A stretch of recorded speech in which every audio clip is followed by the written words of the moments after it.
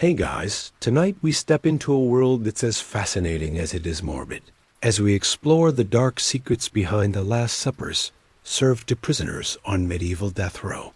Picture yourself walking slowly through shadowed hallways, the stone walls damp and chill beneath your fingertips, faint candlelight flickering like ghostly whispers. Somewhere down the corridor, iron chains scrape softly, and you realize you're about to witness something intriguing, yet chillingly uncomfortable. If you came here looking for cozy bedtime tales, I've got news. You probably won't survive this. But since you're still here, ready to journey through the shadowy corridors of medieval history, let's get started. So, before you get comfortable, take a moment to like the video and subscribe, but only if you genuinely enjoy what I do here. And don't forget, leave a comment telling me your location and local time. I'm always fascinated by who dares wander these paths with me. Now dim the lights, maybe turn on a fan for that soft background hum, and let's ease into tonight's journey together. You pause before a heavy wooden door bound in iron. It's ajar just enough for you to glimpse a cramped cell bathed in soft amber candlelight. Inside, a condemned prisoner sits quietly, awaiting a peculiar medieval tradition, his Last Supper. This isn't the modern fast food combo of a cheeseburger and fries you might imagine today. No, in medieval Europe, the concept of a last meal wasn't simply about indulgence or final earthly pleasures. Instead, each dish was steeped in symbolism, ritual, and superstition, an edible testament that intertwined mercy and punishment, hope and despair. You watch as the door slowly swings open, revealing the prisoner sitting stiffly at a crude wooden table. His expression is unreadable beneath a tangled beard and dirt-smudged face, eyes glinting dimly as they stare at the plate placed before him. The aroma drifting through the air isn't exactly mouth-watering. It's earthy, plain, and filled with unspoken meaning.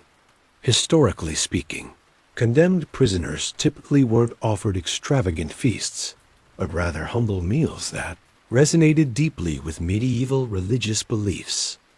In fact, many prisoners were served something that echoed the simple fare of Christ's own Last Supper. Bread and wine were common, symbolic of penance and spiritual preparation. You watch as the prisoner gently picks up a rough-hewn piece of bread, breaking it apart in silence. The texture is coarse, the grains barely milled, intentionally chosen to evoke humility and repentance. As he chews slowly, you can't help but wonder what thoughts race through his mind. Is he contemplating his fate, regretting past decisions, or simply savoring the mundane familiarity of one last bite? Yet, while humility dominated most Last Suppers, history reveals curious exceptions. Occasionally, prisoners of notable status, especially nobles or knights, were secretly provided more lavish meals, discreetly slipped past watchful guards. These forbidden delicacies ranged from tender meats roasted to perfection, flavored with exotic spices smuggled from faraway lands, to elaborate pies and pastries. But indulgences like these were the exception rather than the rule, whispered about only in scandalous tavern gossip. Amid the flickering shadows, another curious sight unfolds before your eyes. Alongside the prisoner stands a figure cloaked in solemn authority, the executioner himself. Surprisingly, the relationship between prisoner and executioner wasn't always purely hostile. Sometimes, in a bewildering display of humanity, these men would share meals together, bound by an unsettling intimacy of impending death. Historians still argue whether these shared moments were genuine gestures of respect and compassion, or rather, bizarre superstitions. Perhaps the executioner believed breaking bread with the condemned would appease restless spirits, who might return seeking revenge. You find yourself shuddering slightly, imagining the awkward conversation at such a grim dinner table. What do you even discuss with the person who's about to end your life? Weather? Gossip from the local tavern? Or do you just eat quietly, avoiding eye contact and silently hoping your dinner companion has steady hands for tomorrow's grim task? But tonight, this particular prisoner dines alone, with only his shadows for company. He sips cautiously from a wooden cup, the contents unclear, perhaps watery ale, weak wine, or even something brewed from bitter herbs known to ease anxiety or dull the senses. Medieval cooks sometimes infused these humble beverages with herbs, thought to soothe the soul and prepare it gently for the journey to the afterlife. A subtle kindness in an otherwise harsh and unforgiving era. The silence in the cell is punctuated only by the prisoner's measured breathing and occasional distant echoes of murmured prayers drifting from chapel services nearby. You wonder briefly if the prisoner prays as well. Does he silently recite familiar verses or merely surrender to the comforting numbness of resignation? Oddly enough, as you watch this humble meal unfold, it feels both achingly intimate and disturbingly voyeuristic. Medieval society held a deep fascination with death, punishment, and just as public executions often became elaborate events attended by entire villages, with vendors selling snacks and souvenirs. Last suppers, however, remained private, solemn rituals hidden away from prying eyes, their secrets whispered through history rather than shouted from gallows platforms. Yet despite this privacy, tales of these final meals inevitably slipped into local folklore. Ghost stories often told of condemned prisoners whose spirits returned, night after night, endlessly reenacting their final dinners, a haunting reminder of unfinished business and unresolved sins. Tonight, standing quietly in this dim cell, you wonder if you'll later dream of ghostly figures silently, eating bread and sipping ale, trapped eternally between the worlds. But for now, you gently retreat from the candlelit cell, your heart slightly heavier, thoughts tangled in solemn reflections. You've only just begun uncovering the strange, sad, and utterly fascinating stories behind medieval Last Suppers. From symbolic bread to secret delicacies, from sympathetic executioners to whispered ghostly legends, each meal tells a story rich with hidden meanings and human complexity. Your footsteps echo softly along the cold stone passageway as you journey deeper into the shadows, eager and wary about what secrets await discovery in the dark recesses of medieval death row. You pause for a moment, leaning against the cool stone wall, letting the quiet echoes of the corridor settle around you.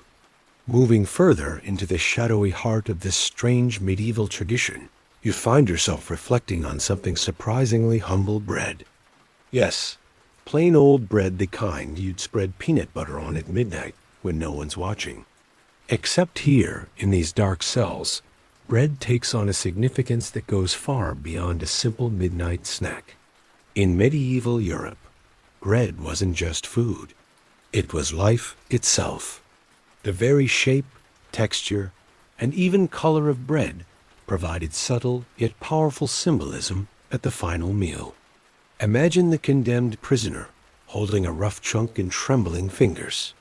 It's not fluffy white sandwich bread, neatly sliced and bagged like you're used to. Instead, it's coarse, dense, baked from barely milled rye or barley grains that spoke clearly of humility and penance.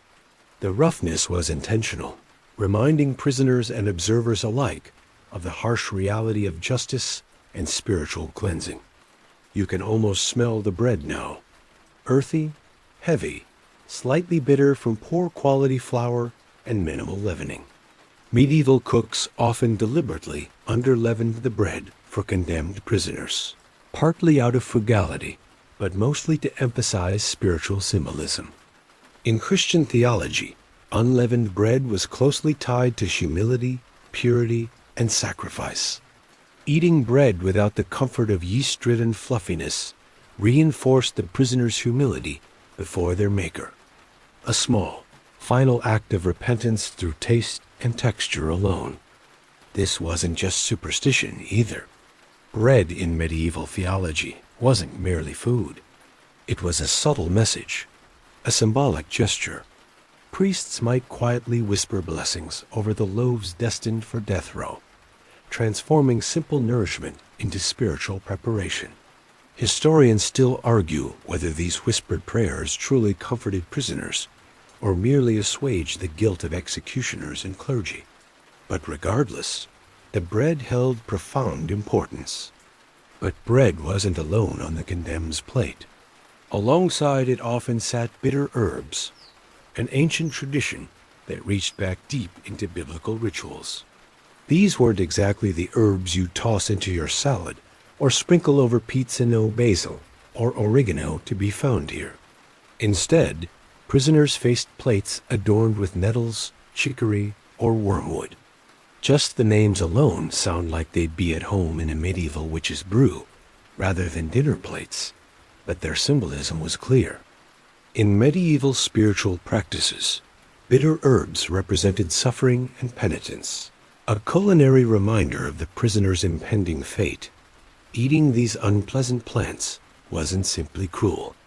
It symbolized purification through bitterness, echoing the suffering of Christ himself. You wince a little, picturing someone grimacing through a mouthful of nettles painfully bitter, scratchy in the throat, probably making them wish they'd just skipped the whole last meal thing entirely. Yet strangely enough, this humble bread and herbs combo occasionally served as a surprising comfort. Prisoners often welcomed even this harsh fare, finding solace in its symbolic message of redemption. A meal that might seem cruelly simple to modern eyes often represented a final chance at spiritual cleansing and peace. This wasn't cruelty for cruelty's sake. It was the medieval way of offering hope, as peculiar as it might seem. Now you might be thinking, great, so medieval prisoners got bread and some weeds as their farewell feast. Pretty bleak, right? And yes, on paper, it certainly sounds that way. But history, ever full of quirks, sometimes defied expectations. Occasionally, the prisoners' humble suppers took an unexpected twist, surprising historians and clergy alike. In some recorded instances, particularly compassionate jailers or sympathetic monks secretly supplemented these stark meals with hidden additions. Imagine a prisoner, resigned to a bitter mouthful of herbs, suddenly discovering a small wedge of sharp cheese or a tiny dollop of honey hidden beneath the bread. These unexpected treats were rare, discreet acts of compassion that risked punishment if discovered. Still, they reflected a humanity that quietly resisted the harshness of the medieval justice system. Speaking of surprises, occasionally medieval Last Suppers featured one particularly peculiar custom bread that was baked to conceal small tokens or religious medallions inside the loaf. While the condemned chewed solemnly, these hidden items might suddenly appear, a tiny saint's medallion slipping onto the prisoner's tongue, as if whispered reassurance from above. Whether viewed as superstition or mercy, the presence of these little hidden treasures is still debated by historians. Were they signs of genuine sympathy from the baker, or just medieval lucky charms aimed at reassuring everyone involved that spiritual comfort awaited beyond the gallows? You step deeper into the corridor, your thoughts lingering on that curious blend of cruelty and compassion.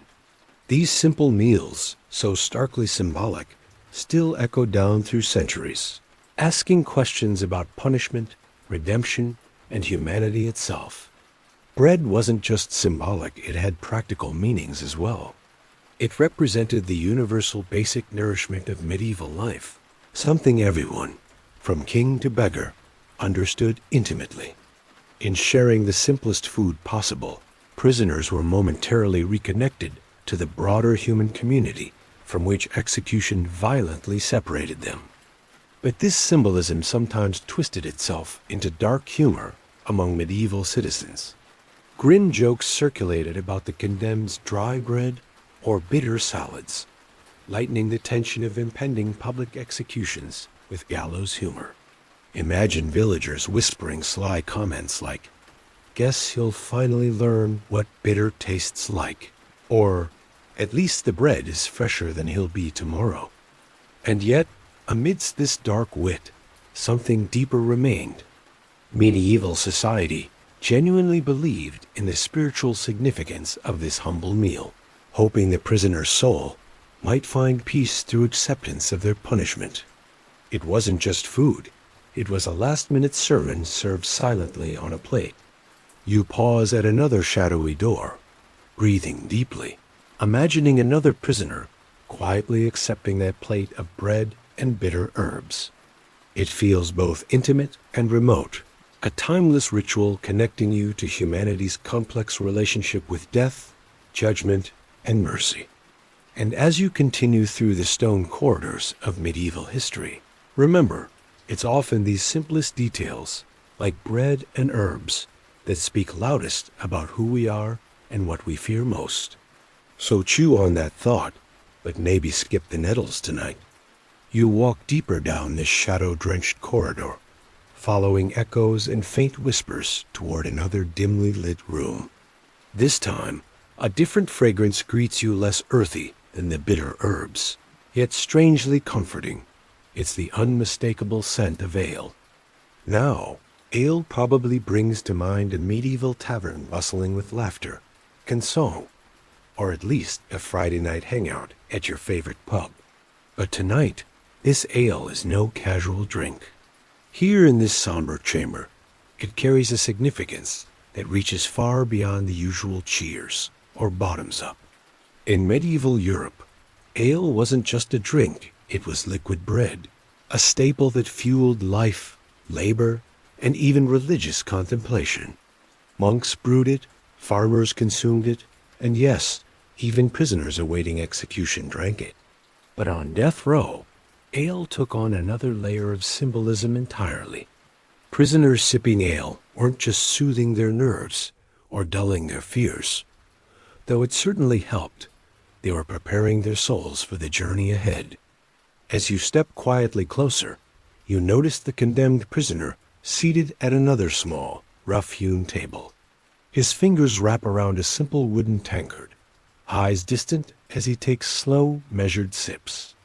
The ale served to prisoners was often deliberately mild, lacking the potency of tavern brews, and intended less for pleasure and more as a calming agent. Medieval physicians and theologians alike believed that ale could both fortify the body and settle the spirit, exactly what one needed when facing eternity. Now, you might be tempted to chuckle at thought of medicinal ale after all. Doesn't that sound suspiciously like an excuse your great-uncle might use after sneaking an extra pint at Thanksgiving dinner? But medieval society genuinely believed ale had profound spiritual implications. The drink was sometimes blessed by monks or priests, intended to comfort the condemned and symbolically cleanse them of lingering impurities. In a world steeped in religion, everything, even simple ale, took on profound spiritual overtones. Historically, ale also symbolized community, fellowship, and belonging. Imagine the condemned prisoner now, sipping quietly, his mind perhaps drifting to memories of brighter days spent laughing in bustling taverns. Ale connected him, at least symbolically, back to the human community he'd soon leave behind. Medieval writers even claimed that drinking ale together created a kind of spiritual bond, a brief, comforting illusion of normality and human warmth before facing the cold isolation of execution. Yet, as you probably guessed by now, medieval traditions rarely stopped at just practical or comforting symbolism. Ale had a darker side as well. In fact, there's evidence that some prisoners' ale might have been secretly spiked, though not necessarily in the sinister sense you're imagining right now. Rather, the ale sometimes contained mild sedatives, brewed from herbs like valerian or poppy seeds, intended to ease the prisoner's anxiety or ensure cooperation with executioners. Historians still argue whether these sedative additives were acts of compassion or merely practical conveniences to avoid messy scenes at the gallows. Either way, it's an unsettling thought, one that probably makes you reconsider accepting that mysterious special brew next time you're at a medieval-themed dinner party. And speaking of unsettling practices, consider this curious historical tidbit. Some medieval records suggest executioners themselves would toast prisoners before the execution, raising tankards and drinking deeply. Imagine that moment, your executioner calmly drinking ale with you, as if you're both friends at a tavern, about to part ways after a pleasant evening. Perhaps the executioner was merely showing respect, or maybe it was superstition, a way of appeasing restless spirits, ensuring the prisoner's soul didn't return to haunt him later. Either way, it's deeply awkward, darkly humorous, and completely medieval. You watch quietly now as the prisoner sets down his tankard, gently wiping foam from his lips. The shadows dancing across the stone walls seem to whisper the countless questions left unanswered by history. Did prisoners genuinely find comfort in these simple cups of ale? Or were these rituals merely symbolic gestures, tiny performances, meant to comfort the observers more than the condemned themselves? But ale wasn't the only drink served at medieval death rows. Sometimes prisoners received wine, usually watered down, humble fare symbolizing Christ's blood and emphasizing penance. Wine, however, wasn't nearly as common as ale, especially for the lower classes. The preference for ale was partly pragmatic, but also reflected a deeper social symbolism. Ale was the people's drink, a daily comfort, familiar and unpretentious, exactly what you'd offer someone about to depart this world forever. Of course, not all medieval prisoners accepted their final drink quietly. Some defiantly refused ale or wine, declaring loudly they'd rather enter eternity clear-headed and fearless. These prisoners became legendary figures of quiet rebellion, their refusal of the customary drink transforming their final moments into powerful statements of individuality and defiance. Meanwhile, folklore and superstition inevitably seeped into these quiet final rituals. Medieval stories whispered of condemned prisoners drinking ale that turned suddenly bitter or sour, seen as ominous signs, predicting spiritual turmoil or restless ghosts. Rumors even circulated about prisoners whose tankards inexplicably cracked during the last toast, symbolizing doom or indicating they were already cursed. It's easy to imagine villagers murmuring nervously, "Better ale than water. At least the spirits prefer hops," while crossing themselves in uneasy humor. As you linger in this shadowy chamber, watching this ritual unfold, you feel deeply the mingling of the mundane and the profound. Ale, simple and humble, somehow bridged the gap between earthly comforts and spiritual mysteries, between community and isolation, life and death itself. Finally, the prisoner places the empty tankard carefully back onto the table, a hollow sound softly echoing against the stone walls. It's a small sound, ordinary, mundane, but in this silent room, it feels profound, like the faint echo of centuries, quietly bridging the gap between past and present. You back slowly away from this quiet scene, your thoughts drifting toward the deeper mysteries hidden in simple things like bread, ale, or even silence itself. The corridor ahead feels colder now, shadows thicker, as you wonder what other strange secrets await discovery down here in the gloom. But for now, let's raise a quiet toast ourselves to mysteries unsolved, histories unfinished, and ale that, hopefully, never tastes too bitter. You linger briefly in the shadowy hallway, absorbing the whispers of ale, bread, and bitter herbs still lingering in your thoughts. But now, something altogether different draws you further into the depths of this peculiar medieval labyrinth, something you definitely didn't expect to encounter down here in these grim halls. extravagance. Yes, amid these bleak stone walls and stern religious symbolism, sometimes, just sometimes, the last meals of the condemned overflowed with decadence, so scandalous they'd make even the Kardashians raise a perfectly sculpted eyebrow. Now, you might wonder, how could such luxurious feasts exist amidst the humble simplicity we've just explored? Medieval society, after all, publicly preached humility, simplicity, and strict penance for those facing execution. And yet, as you move closer to another dimly lit cell, the faint scent of roast meat, sweet spices, and buttery pastries drifts toward you, subtle hints of forbidden indulgence that whisper dark contradictions in medieval justice. You peer cautiously inside. A condemned noble sits at a table far more lavish than anything you've seen so far. His tableware alone could finance a small village feast, delicate pewter goblets, intricately carved platters, even polished silver utensils. These weren't just for show. They symbolized something deeper, a peculiar medieval paradox. Even in disgrace and death, status still mattered a lot.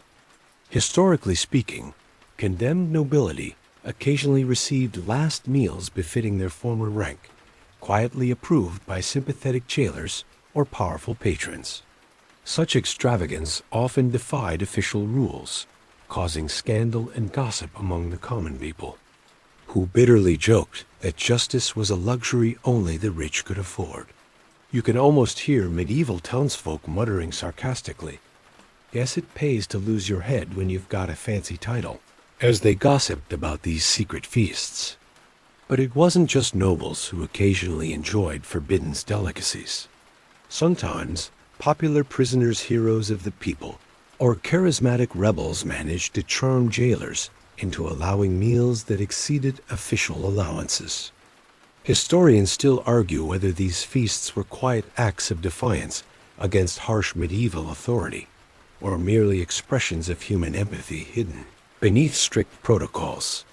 Either way, these secret extravagances reveal fascinating contradictions at the heart of medieval morality and justice.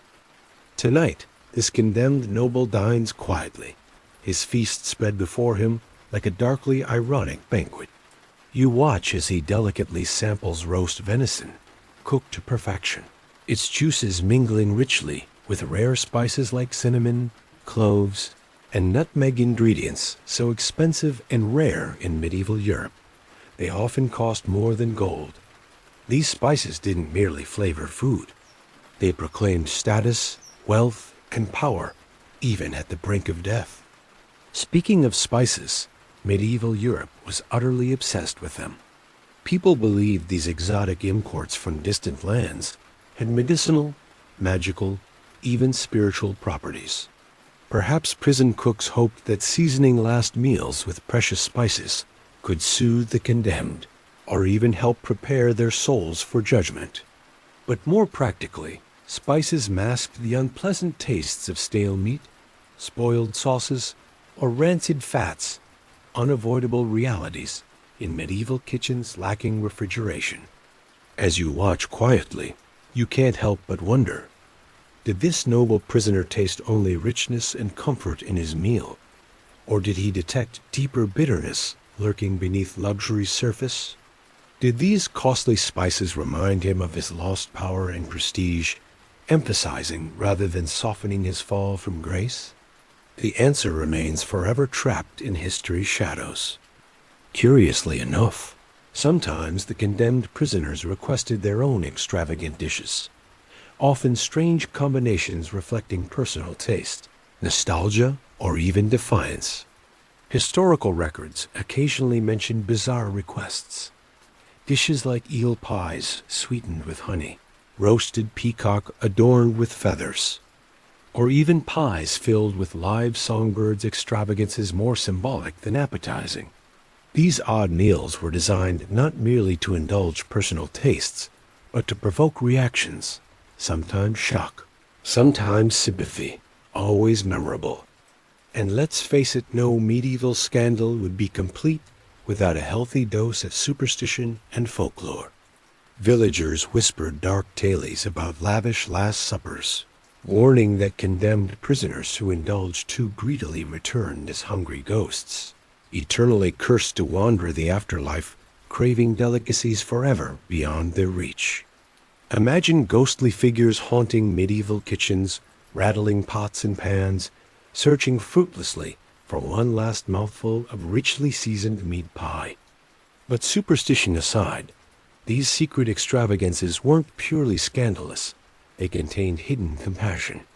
Imagine the sympathetic cook carefully roasting meat, mixing spices, arranging dishes quietly behind closed doors, aware that his small rebellion risked punishment or disgrace.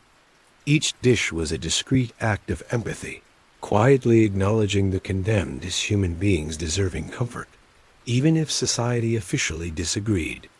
Sometimes, these secret feasts even contained subtle messages, coded acts of defiance, hidden within rich ingredients and elaborate presentations. Medieval cooks occasionally shaped pies or pastries symbolically, crowns, swords, or other shapes subtly honoring the prisoner's former dignity or lamenting their unjust fate. These culinary messages often went unnoticed by guards, but spoke volumes to prisoners who understood their meanings, a quiet rebellion hidden deliciously beneath flaky pastry crusts. As you reflect on these forbidden delicacies, your thoughts linger uneasily on the inherent contradictions of medieval justice. How could one society simultaneously demand humble repentance, yet quietly permit secret indulgence? Was this hypocrisy, compassion, or simply human complexity? Historians still debate fiercely over what these secret feasts truly reveal about medieval morality and class dynamics, but perhaps the truth is simpler and more human. Even in darkest circumstances, kindness often slipped quietly through cracks in official cruelty. You step back from this quiet scene of culinary contradiction, inhaling deeply, savoring the lingering aroma of spices and secrets. As you move further into these shadowy corridors, you wonder what other strange, forbidden rituals might still await your discovery each step deeper into, darkness revealing more secrets of medieval hearts and minds.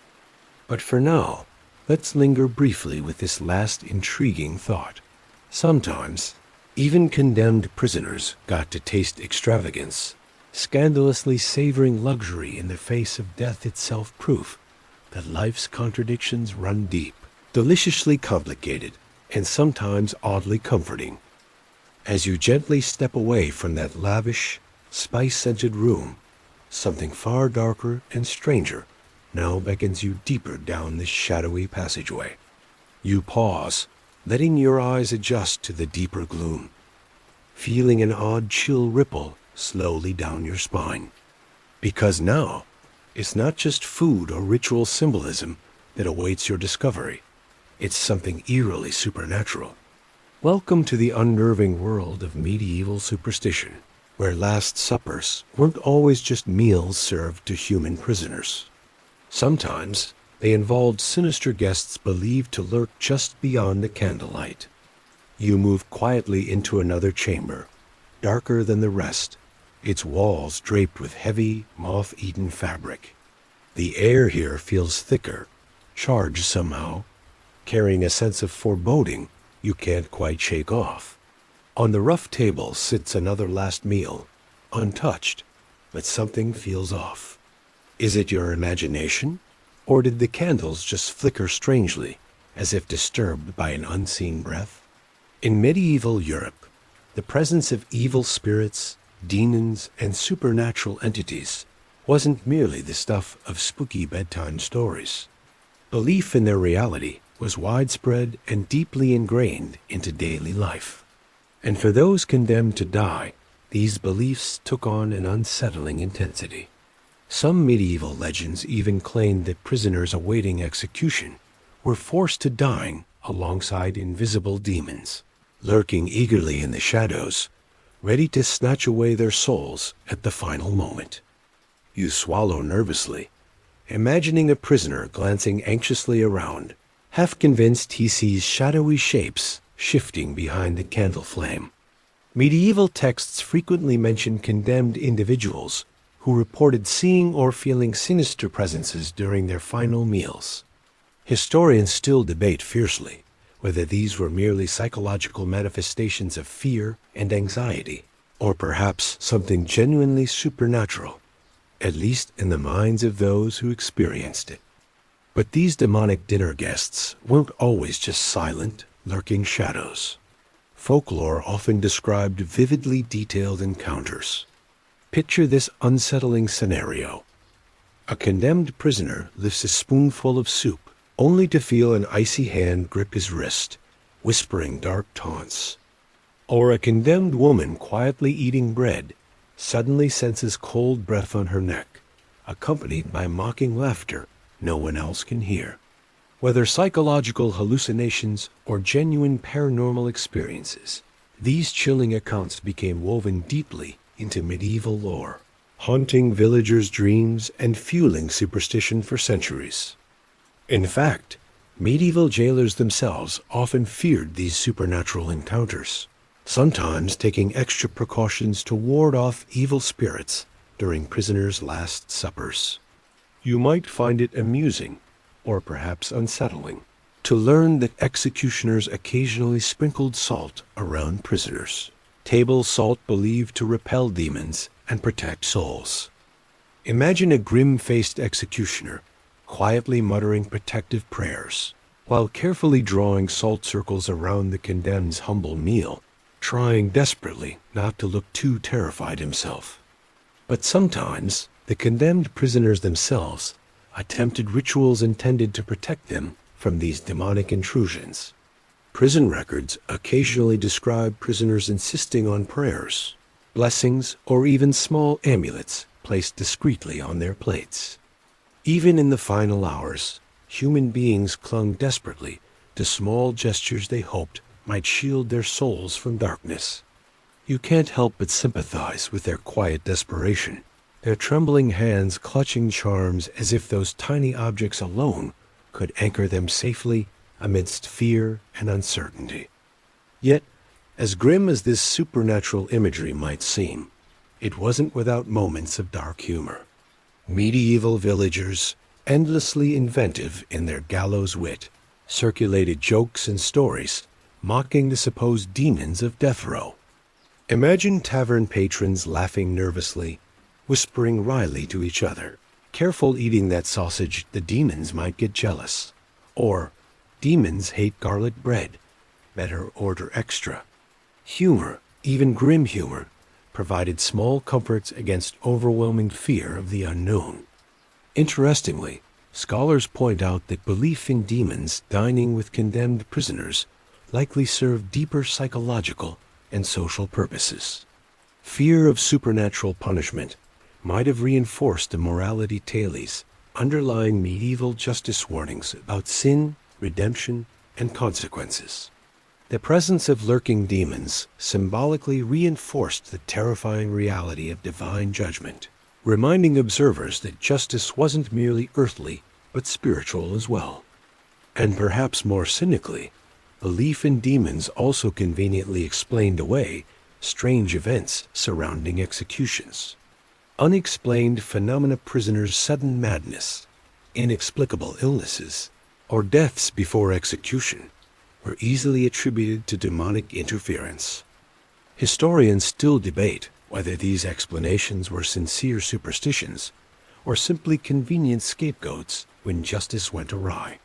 Either way, these supernatural legends undeniably added drama and mystery to medieval execution rituals. Of course, not everyone believed wholeheartedly in demons dining alongside condemned prisoners. Some medieval thinkers quietly dismissed these stories as foolish, superstition, or psychological delusions born from extreme stress. Others believed in a more metaphorical interpretation. Demons represented internal struggles, guilt, or fear manifested symbolically rather than literally. Even in medieval times, skepticism found quiet ways to challenge prevailing superstitions. A subtle reminder that human minds have always grappled critically with darkness and fear. Still, standing here tonight, alone in this shadowy chamber, the line between rational skepticism and primal unease feels uncomfortably thin. The candles flicker against strangely shadows, shifting subtly across the ancient walls, and you shiver despite yourself.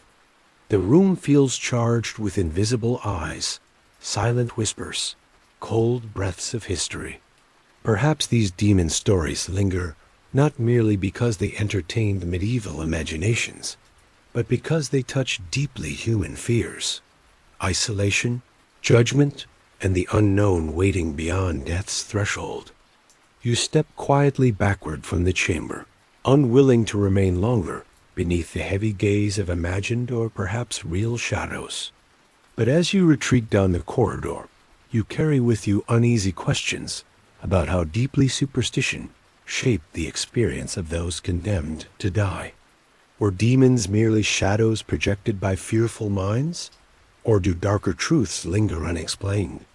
Tonight, perhaps, you'd prefer not to answer. Maybe let those whispers stay unanswered, tucked safely away in medieval shadows.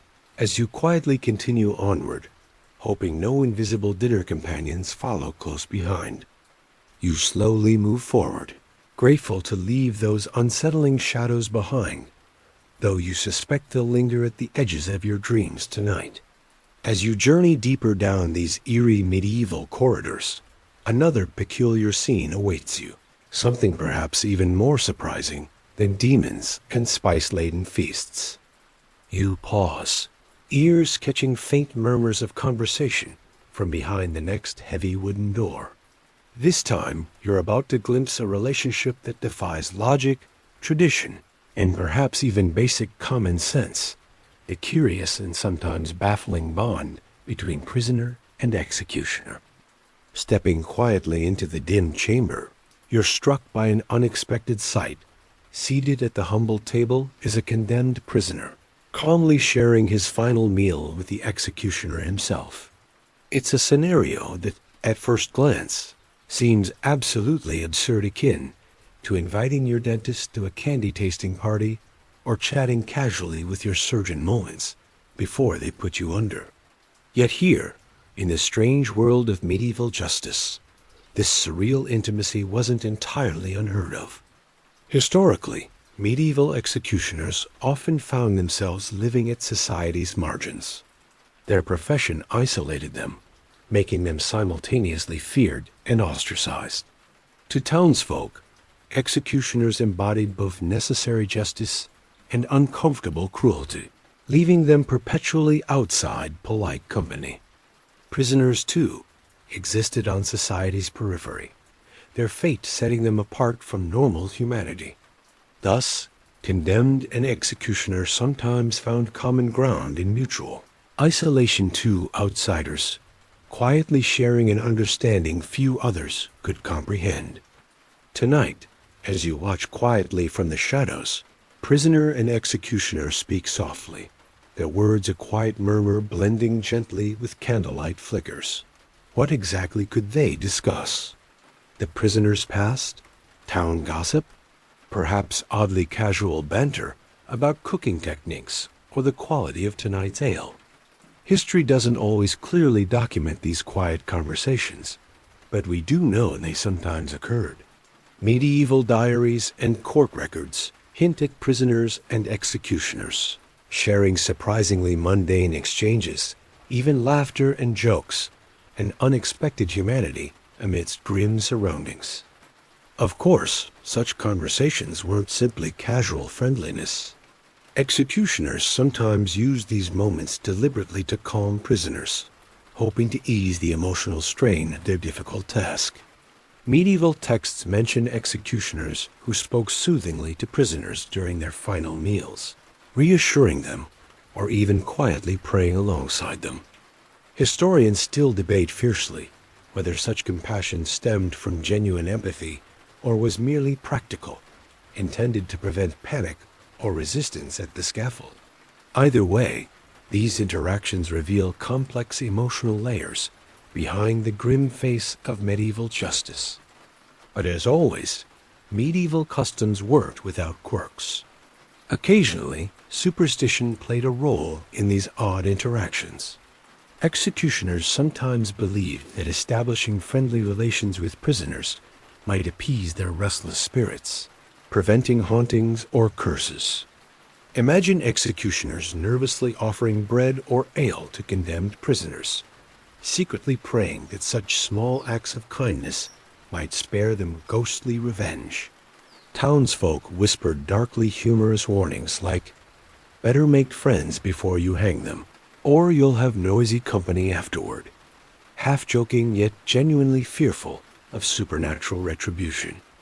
Still, this relationship wasn't always about superstition or fear.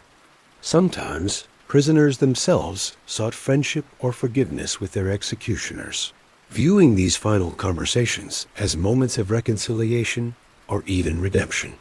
Records suggest condemned prisoners occasionally apologized sincerely to executioners for any inconvenience their execution caused, a heartbreaking yet oddly touching gesture, acknowledging executioners' shared humanity amidst difficult circumstances.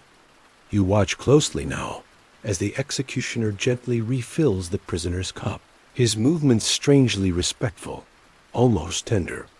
These quiet gestures of humanity remind you that even in moments of darkest dread, empathy could flicker quietly, illuminating grim cells with subtle compassion. But lest you get too comfortable, medieval humor had its inevitable place here as well. Gallows humor ran rampant, with prisoners and executioners sharing grimly comic exchanges about their mutual predicament. Historical anecdotes record condemned men humorously advising executioners, "Be careful with that sword. I only have one neck," or offering executioners joking tips on how best to swing their axes. Dark jokes became small rebellions, allowing prisoners to reclaim dignity or agency in their final moments. Executioners, for their part, sometimes responded humorously, subtly acknowledging the absurdity and tragedy of their mutual situation. Interestingly, medieval executioners themselves occasionally struggled emotionally with their roles. Diaries and records indicate that some executioners experienced profound guilt or emotional strain, finding their jobs morally challenging despite societal necessity. These shared meals sometimes became quiet confessions, moments where executioners admitted vulnerability to prisoners, revealing hidden humanity beneath grim public personas. Yet despite moments of compassion or camaraderie, medieval society didn't easily accept friendly relations between executioners and prisoners. Villagers whispered suspiciously about executioners who seemed overly sympathetic, accusing them of witchcraft, corruption, or even secretly conspiring to sabotage justice.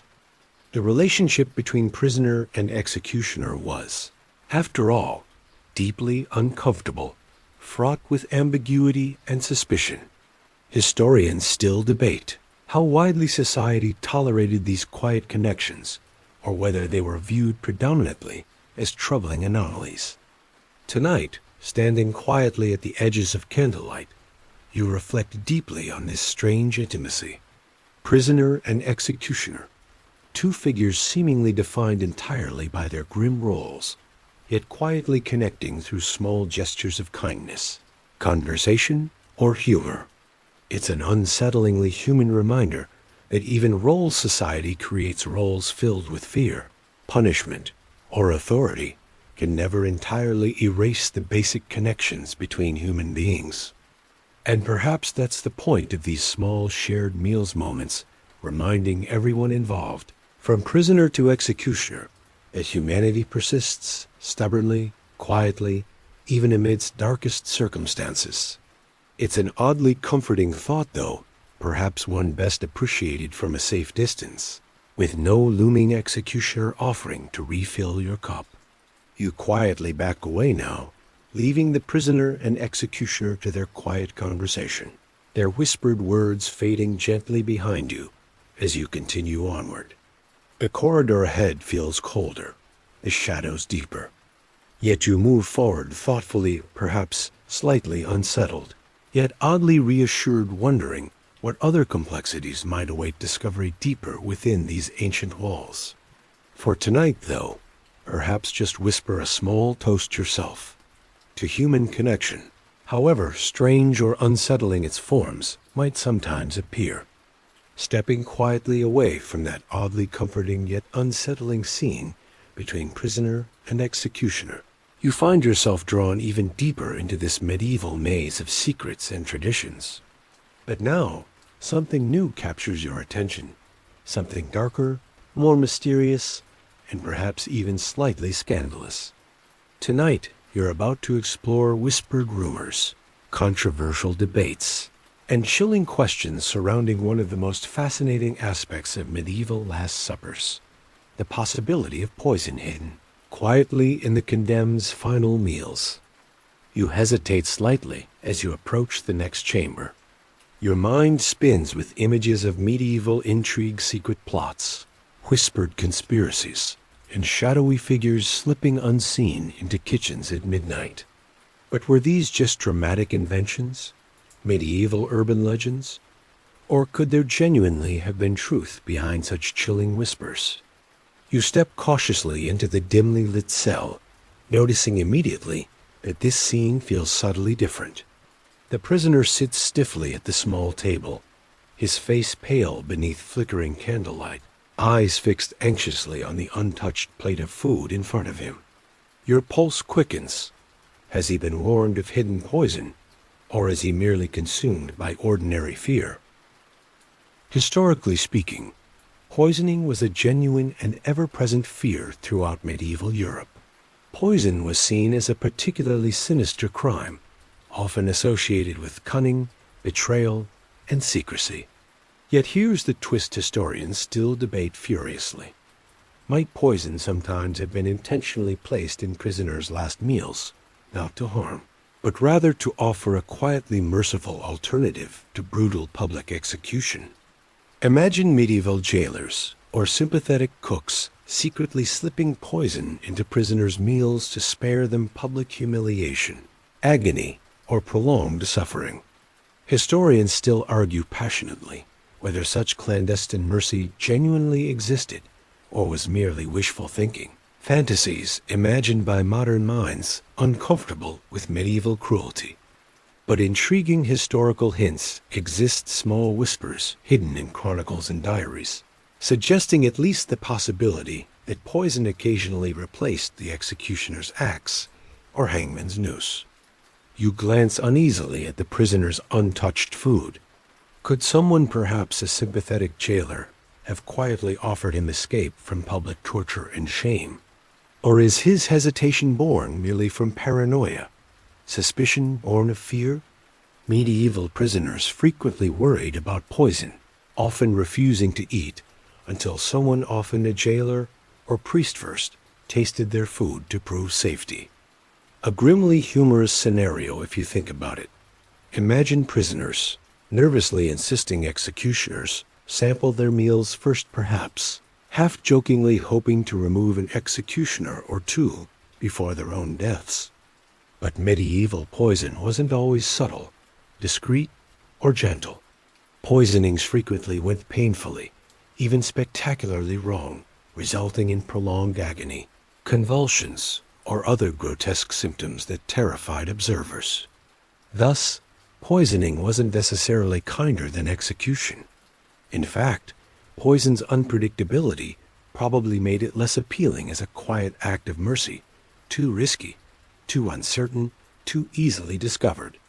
Yet medieval folklore and superstition loved whispering about poison's secret presence. Stories circulated endlessly about prisoners whose final meals inexplicably turned sour or bitter seen as proof poison lurked secretly within. Villagers muttered nervously, "If your bread tastes strange, better feed it to the dog first." Half-joking, half-serious warnings reflecting genuine fear of secret poisoning plots.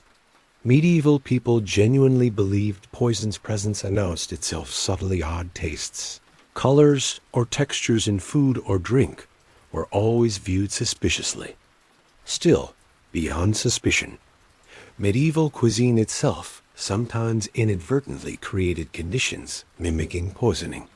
Food contamination, spoiled ingredients, or improper cooking techniques occasionally produced illnesses that resembled intentional poisoning. A prisoner suddenly falling ill after eating might spark wild rumors of foul play, rumors often entirely false, yet difficult to dismiss amid widespread medieval paranoia.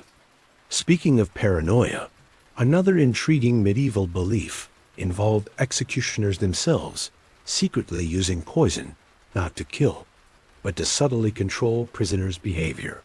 Some historians speculate that mild poisons or sedatives, occasionally mixed discreetly into prisoners' food or drink, might have kept them docile, compliant, or easier to manage during execution. Medieval executioners likely wished to avoid messy resistance or panic at public executions. Thus, quiet sedation through subtle poisons might have seemed appealing. However, whether this practice occurred remains hotly debated by scholars, with evidence sparse and speculative at best. Amid all these historical whispers, jokes inevitably flourished. Dark medieval humor about poisoned meals became popular entertainment. Villagers mockingly cautioned each other, "Better poison yourself gently than let the hangman ruin your good looks," grim laughter masking genuine anxiety.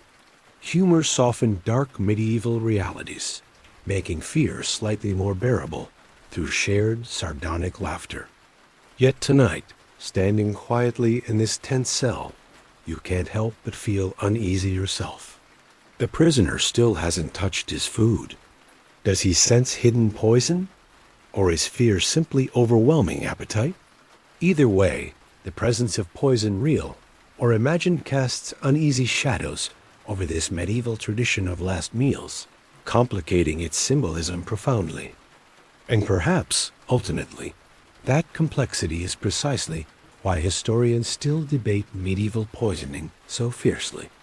Poison secretive, unpredictable, morally ambiguous perfectly encapsulates medieval Europe's deep contradictions around justice, mercy, and punishment. Did secret poisons occasionally offer quiet compassion amidst cruelty? Or did they merely reflect darker medieval fears about betrayal, deceit, and danger lurking unseen? You step backward quietly from the uneasy scene, leaving unanswered questions lingering hauntingly in your mind. The corridor ahead grows darker now, yet you move forward, curious and wary about what other fascinating contradictions await discovery deeper within these ancient halls. But tonight, perhaps tread carefully around your late-night snacks after all. Poison might lurk more closely than you'd comfortably admit, hiding quietly within shadows of history itself. As you retreat carefully from the poisoned whispers of the previous chamber, the shadows around you seem to thicken, wrapping you softly in the velvet darkness of medieval secrets. Yet now, you're drawn onward by something else, something darker, yet infinitely more personal. You step closer, your ears catching faint echoes of conversation mixed with the clink of goblets, the low murmur of uneasy laughter. This room isn't simply about food or hidden poison. It's about power, cruelty, and the twisted desires of those who ruled medieval Europe. Tonight, you're about to glimpse a side of royalty seldom celebrated, a darker side illuminated by cruelty rather than compassion. You quietly enter the dim chamber, observing a prisoner seated stiffly at a table, set with dishes of surprising richness, roast meats, spiced delicacies, luxurious sweets. Yet his expression isn't grateful, nor even quietly resigned. Instead, his face betrays fear and confusion, his eyes flickering anxiously toward a shadowed corner where, just beyond the candlelight, a figure sits silently watching. Welcome to the chilling world of kings and queens, who occasionally used last meals as instruments of psychological torture. Royalty, whose twisted senses of justice or amusement saw condemned prisoners' final feasts transformed into spectacles of cruelty and manipulation. Historically speaking, medieval monarchs wielded tremendous power, not only political, but emotional and symbolic as well. Condemned prisoners, particularly noble ones, were sometimes subjected to final meals carefully designed by kings or queens themselves. These royal-designed feasts weren't about compassion or comfort. Instead, they served as deliberately cruel reminders of lost status, privilege, or dignity. Imagine the twisted satisfaction some medieval monarchs felt while forcing fallen rivals, disgraced nobles, or hated enemies to partake in lavish feasts carefully designed to humiliate rather than comfort. A prisoner forced to eat delicacies he once proudly served at his own table, now bitter symbols of his defeat, was a powerfully symbolic gesture of domination and revenge. You watch quietly as the prisoner reaches hesitantly for the elaborate food, his movements stiff, forced. Each bite seems almost painful, flavored not by spices or sweetness, but by shame, humiliation, and helplessness. The figure observing silently from the corner, the king himself, perhaps smiles coldly, enjoying this twisted spectacle. Medieval royals frequently attended or observed executions, transforming punishment into public theater. Yet this intimate cruelty, the deliberate torment hidden quietly behind castle walls, feels infinitely darker. Yet not all medieval royals were uniformly cruel. Historical records reveal occasional instances of genuine mercy royalty, who quietly intervened to spare condemned prisoners humiliation or suffering. Some historians passionately debate whether these kinder gestures were truly compassionate or merely politically strategic. Yet undeniably, even medieval kings and queens occasionally showed empathy, offering last meals of genuine comfort rather than cruelty. But tonight, you're witnessing the darker side of royal power, a reminder that cruelty, manipulation, and domination were sadly common threads woven deeply through medieval justice. In fact, some monarchs notoriously mocked condemned prisoners through twistedly ironic final meals. Imagine prisoners condemned for poisoning being mockingly served elaborate dishes presented suspiciously, suggesting hidden toxins lurking beneath rich sauces or spices, meals intended less to nourish and more to torment prisoners' minds. Of course, dark humor inevitably emerged even here. Medieval courtiers and nobles whispered slyly humorous comments about condemned rivals' final feasts, sarcastically remarking, "At least he ate well before losing his head," or cynically noting, "A royal dinner tastes bitterest when it's your last." Such comments masked unease with laughter, yet also quietly criticized royal cruelty through subtle mockery. Interestingly, medieval royals sometimes used prisoners' Last Supper strategically, turning them into political warnings aimed at rivals or ambitious nobles. Lavish public feasts before executions publicly demonstrated royal power, subtly cautioning onlookers against defiance or betrayal. A condemned noble dining publicly on lavish fare was a grim message reminding observers that wealth, status, or influence offered no protection against royal justice. And yet, despite obvious cruelty, medieval royalty occasionally faced uncomfortable backlash from these twisted feasts. Villagers, nobles, even clergy quietly whispered criticism about excessive royal cruelty, using prisoners' humiliating last meals as rallying cries against tyranny. Historians still debate fiercely whether these whispered criticisms genuinely influenced medieval rulers' behavior, or were merely symbolic gestures expressing helpless frustration beneath powerful authority. Tonight, as you watch the condemned noble struggle through his humiliating feast, your own emotions feel tangled. There's undeniable cruelty here, yet oddly intimate humanity, as well royalty's twisted spectacle, simultaneously exposing power's vulnerability, insecurity, and ultimately, profound human fragility. Because medieval monarchs themselves frequently suffered paranoia, insecurity, or fear of betrayal, their cruelty, expressed through prisoners' humiliating Last Suppers, wasn't simply about sadistic enjoyment. Often, it masked deeper insecurities royalty, desperately attempting to assert dominance, project confidence, or conceal vulnerability beneath cruelty's cold facade. And perhaps that's precisely what makes these twisted royal spectacles so unsettlingly compelling. They remind us vividly that even those wielding greatest power remain profoundly human, shaped by fear, insecurity, or emotional complexity beneath crowns and jewels. Medieval cruelty wasn't merely about punishment. It reflected deeper human complexities we still recognize today: vulnerability hidden behind harshness, fear masked by domination. You step quietly away from this troubling scene, leading behind royal cruelty's uneasy shadows. Yet tonight, as you move carefully deeper into darkness, your thoughts linger uneasily on medieval royalty figures both powerful and vulnerable, cruel yet human, manipulative yet strangely fragile beneath history's harsh gaze. And perhaps tonight, as you quietly drift toward sleep, spare one quiet thought for prisoners whose final feasts became twisted reflections of royal cruelty, yet also powerful symbols reminding us vividly that power often masks deeper human vulnerabilities lurking quietly beneath crowns and castles. You slip carefully away from that oppressive scene of royal cruelty, the lingering chill of power and manipulation, giving way to something softer yet no less intriguing. Tonight, as you drift further into the shadowed heart of medieval tradition, you discover another face of humanity hiding quietly behind these grim walls. Genuine kindness. Surprising, isn't it?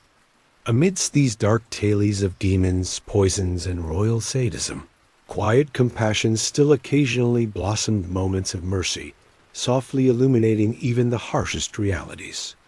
You step gently into another cell, lit warmly by flickering candles, immediately noticing how different this space feels. Here, the harshness of stone and iron bars is softened by small gestures. A cloth laid carefully across the rough wooden table, a single flower placed discreetly near the plate. These gentle touches speak volumes about quiet compassion, tenderness offered subtly, respectfully, without fanfare or expectation. Historically, while medieval justice often seemed harshly punitive, not everyone agreed wholeheartedly with cruelty. Sometimes religious figures, priests, monks, even nuns quietly intervened, offering condemned prisoners genuine comfort through small, secret acts of kindness. Last Suppers weren't always meals of penitence, symbolism, or punishment. Occasionally, they were gentle reminders of shared humanity and quiet dignity. Tonight, a condemned prisoner sits silently, visibly calmer than others you've seen. Beside him, a humble monk quietly serves food, his movements gentle, respectful, each gesture subtly conveying empathy and dignity. Historians note numerous documented instances where clergy deliberately softened prisoners' final experiences through food, prayer, or quiet companionship acts rarely praised publicly, yet profoundly meaningful privately. This particular meal seems modest yet comforting. Warm broth seasoned simply yet carefully, fresh bread baked thoughtfully, small dishes chosen deliberately to offer quiet solace rather than luxury. Medieval monks and nuns frequently prepared Last Suppers personally, emphasizing simplicity, yet subtle quality humble food crafted with quiet care, offering spiritual as well as physical comfort. But occasionally, compassion went beyond food itself.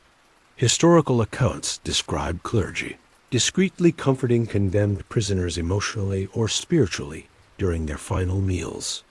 Monks quietly whispered reassuring prayers. Priests offered gentle words of forgiveness, and nuns sometimes provided subtle emotional support, holding prisoners' hands, offering kind smiles, tiny gestures, humanizing otherwise harsh moments. Interestingly, medieval townsfolk frequently admired these quiet acts of compassion. Villagers whispered respectfully about monks who risked punishment or disapproval to comfort condemned prisoners. Folklore celebrated religious figures whose kindness transformed final meals into profoundly moving moments of human dignity, stories quietly reminding medieval society that empathy and compassion mattered deeply, even amidst harshest justice. Yet medieval compassion wasn't always straightforward or simple. Occasionally, clergy struggled internally with moral conflicts, torn between obedience to harsh justice and compassionate impulses.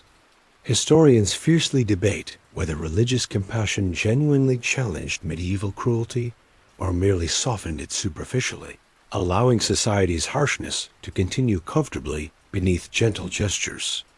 But undeniably, quiet compassion illuminated humanity deeply, powerfully reminding everyone involved, including jailers, executioners, villagers, that kindness mattered profoundly, even in darkest moments. Humor, as always, played its quiet role even here. Medieval villagers sometimes gently joked about clergy's compassionate gestures, teasing monks affectionately, careful feeding prisoners well, or they'll refuse to leave. Playful yet respectful laughter, acknowledging clergy's quiet humanity. Humor subtly reinforced societal approval of compassion, reassuring monks and nuns their kindness mattered deeply, despite official disapproval.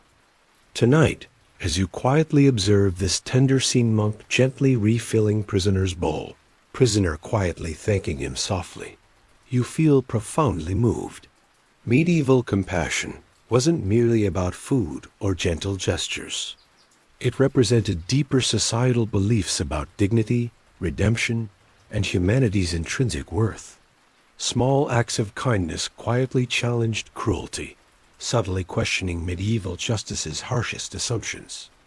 And perhaps, ultimately, medieval compassion reminds us vividly that kindness often thrives quietly beneath harshest conditions, illuminating darkness gently yet persistently, profoundly challenging cruelty simply through quiet existence. Medieval compassion didn't loudly condemn harshness. It simply quietly offered humanity's gentle alternative, persistently reminding society kindness mattered deeply, even amidst darkest traditions.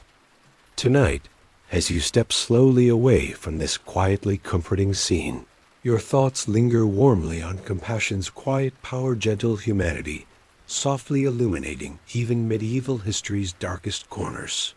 You quietly continue onward, feeling subtly reassured, yet curious, wondering what other complexities await your discovery deeper within these ancient halls. But perhaps tonight, let compassion quietly illuminate your dreams, softly reminding you that even amidst darkness, kindness persists quietly, gently, beautifully waiting patiently beneath history's shadows. You move deeper down this long, winding passage, your footsteps muffled against worn stone, shadows whispering softly around you. As you draw near to the next chamber, the scent drifting from within is unlike anything you've encountered so far, both intriguing and slightly unsettling. Because this room isn't about compassion, luxury, or cruelty. Instead, it's about a profoundly symbolic medieval ritual. Prisoners forced to literally eat their crimes in a grim act of culinary poetic justice. Quietly entering the room, you immediately sense tension thickening the air. A prisoner sits rigidly at the table, gazing anxiously at the food placed before him, dishes carefully chosen not for taste or nourishment, but for symbolism, each meal representing the very crime for which he faces execution. Historically speaking, medieval society deeply valued symbolism, especially within justice and punishment. Medieval punishments frequently included symbolic acts intended to publicly highlight prisoners. Crime's humiliation meant as moral lessons for observers. And sometimes, this symbolism extended unsettlingly into prisoners' final meals. Imagine a condemned thief forced to consume food deliberately shaped like stolen goods, loaves of bread, sculpted into coins or jewels, bitter herbs representing ill-gotten gains. A prisoner convicted of violence might face tough and edible meat symbolizing brutality. A murderer could be served a dish tinged deeply red with beetroot or berries, blood-red symbolism unmistakably clear. Each meal forced prisoners literally to confront, consume, and symbolically digest their own crimes. Tonight, you watch quietly as this prisoner, a convicted thief, perhaps slowly picks at bread deliberately baked in the shapes of coins and jewelry, visibly uncomfortable. This symbolism isn't merely humiliating. Medieval society believed literally eating crimes offered spiritual purification, a deeply symbolic act of penitence before facing divine judgment. Yet medieval symbolism wasn't always straightforward or easily understood. Historians fiercely debate these symbolic meals' exact meanings. Did medieval society genuinely believe consuming symbolic dishes spiritually cleansed prisoners? Or was symbolism primarily aimed at public humiliation, moral warning for observers? Regardless, symbolism powerfully influenced medieval justice rituals. Last Suppers vividly illustrating medieval society's complex relationship with punishment, redemption, and morality. But symbolism wasn't always grim. Occasionally, prisoners themselves requested symbolic meals reflecting genuine remorse or spiritual desires. Historical records occasionally mention prisoners specifically requesting dishes symbolizing repentance, simple bread shaped like crosses, herbs representing humility, meals quietly communicating prisoners' genuine sorrow, humility, or hope for forgiveness. Humor inevitably flourished even here. Medieval villagers joked grimly about symbolic meals, cynically advising condemned prisoners, "Better eat your crimes quickly before they bite back," or sarcastically remarking, "He always enjoyed gold. Let's see how coins taste." Dark medieval humor softened symbolism's harshness, allowing villagers subtly to criticize symbolism's absurdity beneath wry laughter. Interestingly, symbolism sometimes influenced execution methods themselves.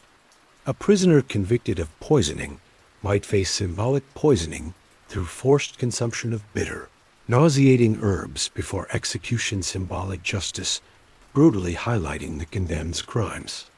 Medieval executioners deliberately emphasized crimes, symbolically grimly reminding observers crime itself held tangible consequences. Yet tonight, standing quietly at the chamber's edge, symbolism feels profoundly unsettling. The prisoner struggles visibly to swallow bread, shaped like stolen coins, eyes haunted, symbolism clearly causing genuine emotional distress. Medieval symbolism wasn't merely theoretical. It profoundly impacted condemned prisoners emotionally, forcing them literally, viscerally to confront personal guilt or shame. And perhaps, ultimately, that emotional intensity precisely explains symbolism's enduring medieval appeal. Symbolic meals powerfully forced prisoners and observers to confront crimes emotionally, spiritually, viscerally. Symbolism vividly reminded medieval society crimes weren't merely abstract offenses. They held deeply personal consequences, profoundly impacting human lives and souls. Tonight, you step slowly away from this unsettlingly symbolic scene, leaving behind medieval justice's emotional intensity. Yet symbolism's quiet shadows linger uneasily, subtly reminding you vividly how profoundly symbolism shapes even modern society's justice rituals. Symbolism quietly connects humanity profoundly across centuries, gently whispering history's deeper lessons beneath superficial differences. Perhaps tonight, as you quietly drift toward sleep, Spare one quiet thought for prisoners whose last meals became unsettlingly symbolic, yet also powerfully reminded medieval society that justice, morality, and redemption mattered deeply, emotionally, personally.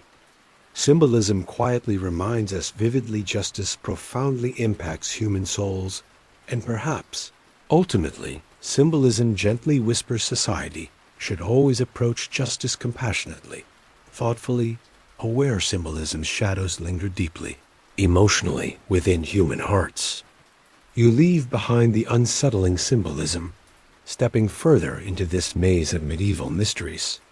As you drift quietly deeper, another fragrance draws you forward, comforting, warm, and subtly reassuring. Moving closer, you feel the stone floor beneath your feet soften slightly, as if inviting you gently onward. Tonight, you're stepping into a sacred space, a medieval monastic kitchen, where monks quietly prepared comforting dishes, specifically designed for condemned prisoners, a hidden act of kindness, flavored gently by faith and compassion. Entering softly, your senses awaken to the gentle rhythm of monastic life. Candles flicker warmly, casting soft amber shadows over stone walls lined with neatly arranged pots, jars of herbs, and baskets of freshly baked bread. At the room's heart stands a humble monk quietly stirring a pot, his movements rhythmic and soothing, almost meditative. Historically, medieval monasteries frequently took responsibility for feeding condemned prisoners, a solemn duty quietly embraced as spiritual acts of mercy. Monks believed deeply in compassion, redemption, and human dignity, even for society's most despised members. Thus, monastic kitchens occasionally became quiet sanctuaries, their humble dishes offering prisoners profound spiritual comfort alongside physical nourishment. Tonight, you watch respectfully as the monk carefully prepares a simple stew, a dish subtly rich with symbolism yet genuinely comforting. Medieval monks deliberately chose dishes emphasizing simplicity, humility, and spiritual purity. Humble meals gently reminding prisoners redemption remained possible, even amidst darkest despair. But these monastic dishes weren't merely symbolic. They represented genuine human compassion. Historical records reveal monks frequently risked disapproval or punishment to provide condemned prisoners genuinely comforting food quietly, slipping prisoners extra portions, seasoning dishes carefully, even baking bread fresh specifically for condemned individuals. These secret kindnesses profoundly humanized harsh justice, softly illuminating humanity's quiet capacity for compassion. You watch closely now as the monk quietly adds herbs, carefully chosen plants, historically believed to ease anxiety, soothe digestion, or gently comfort restless spirits. Medieval monks frequently utilized herbal lore, genuinely hoping these plants might offer condemned prisoners subtle emotional or spiritual solace. Historians still debate fiercely whether these herbal practices genuinely comforted prisoners or merely symbolically reassured monks themselves. Quiet gestures, gently soothing emotional discomfort beneath spiritual duty. Yet undeniably, monastic compassion profoundly impacted condemned prisoners emotionally. Medieval prisoners frequently expressed profound gratitude toward monks quietly offering comfort during final moments. Historical accounts document prisoners sincerely thanking monks, even quietly weeping with gratitude. Powerful emotional responses, vividly illustrating medieval compassion's profound human impact. Humor inevitably flourished here as well. Medieval villagers affectionately joked monks secretly spoiled condemned prisoners, wryly suggesting, "Better get arrested than starve at home." Playful yet genuinely respectful laughter, acknowledging monks' quiet humanity. Medieval humor subtly reinforced societal approval of monastic compassion, reassuring monks their quiet kindness mattered deeply, despite official disapproval. Interestingly, Medieval monasteries occasionally faced criticism precisely for compassionate treatment of condemned prisoners. Villagers, nobles, even clergy sometimes accused monks of excessive kindness, complaining compassion undermined justice, softened punishment's deterrent effect. Historians still debate fiercely whether these criticisms genuinely influenced monastic practices or merely symbolically expressed societal discomfort with compassionate justice. Yet undeniably, compassion quietly challenged medieval cruelty, subtly questioning justice's harshest assumptions through gentle human dignity. Tonight, as you quietly watch the monk carefully fill a bowl, his movements profoundly gentle, respectful, you feel deeply moved. Medieval monastic compassion wasn't merely symbolic. It represented deeper societal beliefs about dignity, redemption, and humanity's intrinsic worth. Small acts of kindness quietly challenged cruelty, subtly reminding medieval society compassion profoundly mattered, even amidst darkest traditions. Perhaps tonight, as you quietly drift towards sleep, spare one quiet thought for monks, whose quiet compassion profoundly impacted condemned prisoners emotionally, spiritually, profoundly. Medieval monastic compassion reminds us vividly kindness frequently thrives, quietly beneath harshest conditions, illuminating darkness, gently yet persistently, profoundly challenging cruelty, simply through quiet existence. Monastic compassion gently whispers history's deeper lessons, reminding us vividly kindness, dignity, and humanity profoundly matter, quietly illuminating even darkest moments. You quietly leave behind that comforting monastic kitchen, drifting deeper still into the shadows of this mysterious medieval labyrinth. But now, instead of aromas and whispers of comfort, something more defiant awaits you, an echo of rebellion lingering quietly in the darkness. Stepping forward, you enter another dimly lit chamber where a prisoner sits silently, gazing fiercely ahead. Tonight, you'll witness something quite different. Prisoners who boldly refused their last meal, turning simple acts of rejection into powerful statements of defiance, dignity, or protest. Historically, condemned prisoners refusing last meals wasn't uncommon. Yet each refusal carried deep symbolic significance, loudly communicating quiet rebellion against cruelty, injustice, or lost dignity. Medieval prisoners occasionally seized these final opportunities publicly or privately to assert control, dignity, or humanity through acts of simple yet powerful refusal. Tonight, you watch closely as this prisoner stares resolutely at the untouched plate before him, his silent defiance profoundly evident. Refusing the last meal wasn't merely about rejecting food.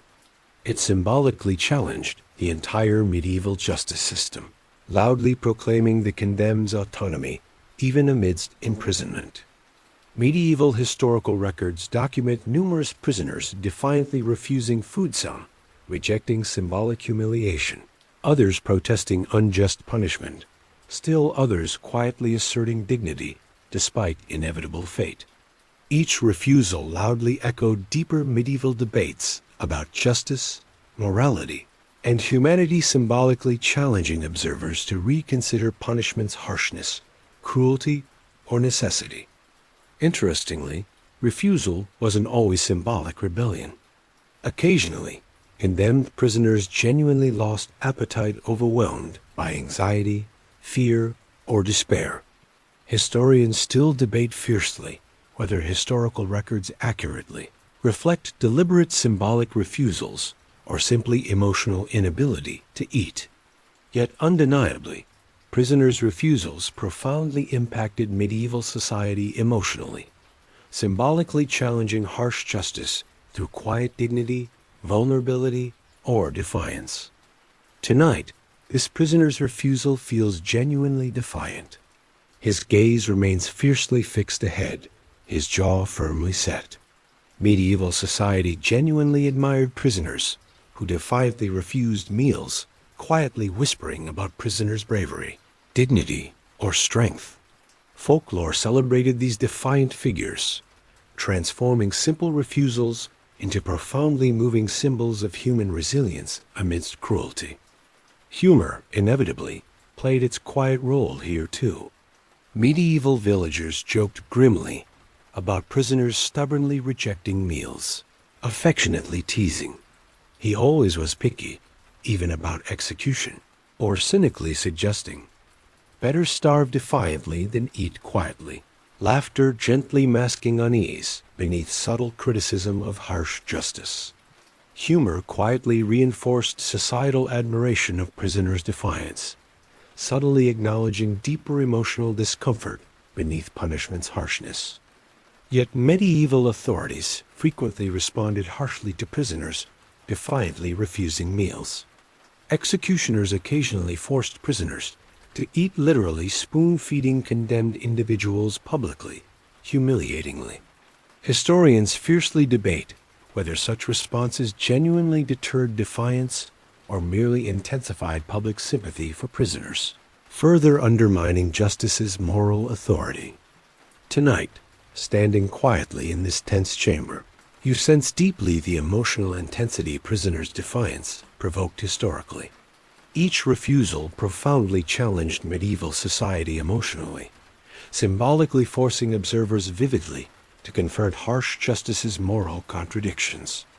Prisoners loudly asserted humanity's intrinsic dignity, even amidst inevitable punishment, profoundly challenging medieval cruelty through quiet acts of simple defiance.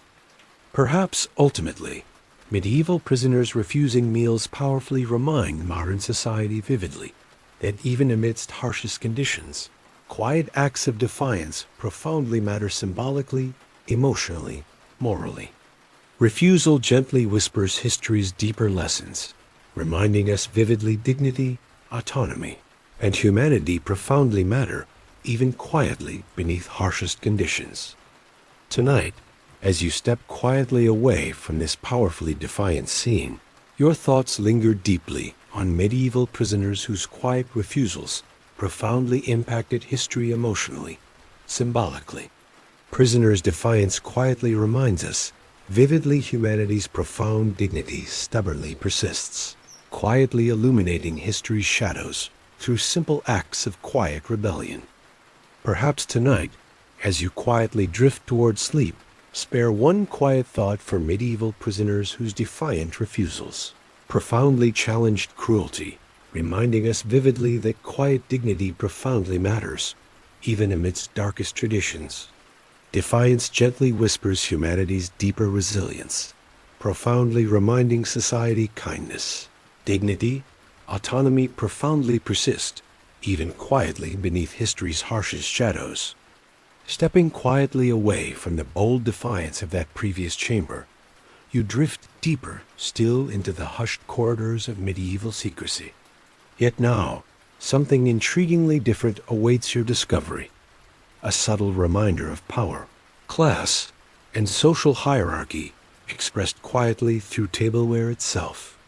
As you gently approach another chamber, your eyes catch the soft glint of candlelight reflecting off polished silver and ornate pewter dishes. Tonight, you'll explore how medieval societies subtly communicated complex messages about status, power, and identity through the very dishes from which condemned prisoners ate. Quietly entering this dimly lit chamber, you immediately sense an atmosphere charged with subtle tension. Before you sits a condemned nobleman, his expression unreadable yet dignified. He dines from dishes clearly reflecting his former status silver goblets, polished to gleaming brightness, plates intricately etched with delicate designs. This ornate tableware vividly symbolizes the subtle complexities of medieval class distinctions, powerfully reminding observers that social identity persisted quietly, even amidst punishment and disgrace. Historically speaking, medieval society obsessively valued class distinctions, status, and social hierarchies. Condemned nobles frequently dined from ornate dishes, carefully reflecting their former power, quietly reaffirming their social identities symbolically, despite inevitable execution. Medieval justice deliberately maintained subtle class distinctions, quietly communicating complex messages about power, privilege, and status, even amidst harsh punishment. Tonight, you watch quietly as this nobleman carefully lifts a silver goblet movements, subtly dignified, quietly asserting lingering identity despite impending fate. Medieval society genuinely believed class distinctions profoundly mattered, even symbolically maintaining nobles' dignity through subtle details like tableware. Yet medieval tableware wasn't merely symbolic. It carried deeper emotional significance. Condemned nobles frequently expressed profound gratitude for maintaining symbolic dignity, genuinely comforted emotionally by subtle reminders of former status. Historical records document prisoners sincerely thanking jailers for allowing ornate dishes, vividly illustrating medieval society's profound emotional investment in symbolic gestures quietly communicating dignity, humanity. Interestingly, medieval villagers frequently criticized class distinctions' persistence amidst punishment.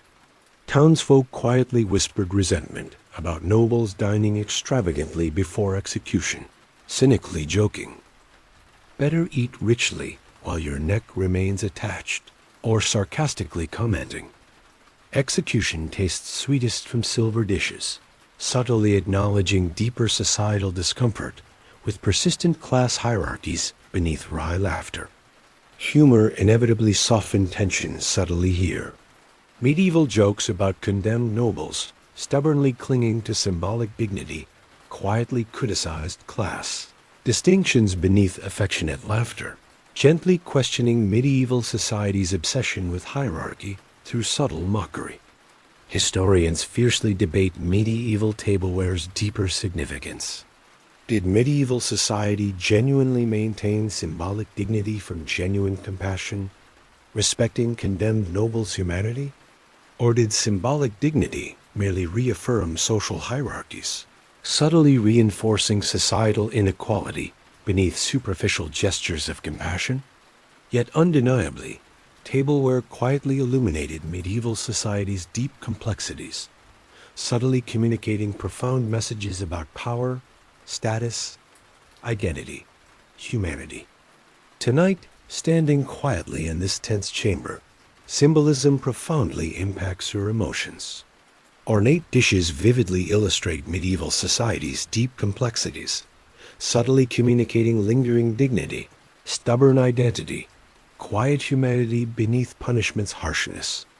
Yet subtle class distinctions simultaneously remind you, vividly, how persistently inequality quietly shapes even modern society's justice rituals, symbolically maintaining lingering hierarchies, subtly beneath superficial gestures of compassion. Perhaps, ultimately, medieval tableware powerfully reminds modern society vividly how deeply symbolism quietly shapes humanity's emotional experiences, even subtly, symbolically illuminating lingering inequalities, quietly beneath superficial appearances of compassion. Symbolic dignity gently whispers history's deeper lessons, vividly reminding society profoundly to question lingering class distinctions, subtly shaping modern justice rituals quietly, persistently, symbolically. Tonight, as you quietly drift toward sleep, spare one quiet thought for medieval prisoners whose symbolic dignity profoundly illuminated history's deep complexities. Ornate tableware gently reminds us vividly humanity profoundly persists quietly beneath punishment's harshness, yet simultaneously challenges society subtly to question lingering inequalities gently shaping justice rituals, symbolically beneath superficial compassion. Quietly stepping from that chamber, filled with subtle yet powerful symbolism, you drift deeper down these shadowy corridors. Now, something even more intriguing awaits your attention. A hidden dimension to medieval Last Suppers that historians still fiercely debate today. The presence of cryptic, hidden messages secretly embedded within prisoners' final meals. As you gently approach another dimly lit cell, your curiosity sharpens. sensing you're about to witness something quietly profound. Secret wishes, clandestine meanings, or coded messages subtly conveyed through carefully prepared dishes. Entering softly, you immediately feel tension in this quiet chamber, yet tension of a different, more mysterious kind. A prisoner sits carefully inspecting each dish placed before him, eyes narrowed thoughtfully. Each item on the table seems strangely deliberate, as though carefully arranged not simply for taste or nourishment, but to silently communicate something deeper, secrets hidden quietly beneath ordinary food. Historically speaking, medieval society loved symbolism, secret messages, and coded communication. Prisoners' final meals occasionally became opportunities quietly to convey hidden meanings, secret final wishes, symbolic messages to loved ones, or even coded critiques of injustice subtly communicated beneath carefully prepared dishes. Tonight, you watch closely as the prisoner carefully lifts bread shaped subtly like a letter or symbol. Medieval prisoners sometimes requested specific dishes deliberately shaped symbolically, food subtly representing names, messages, or initials of loved ones.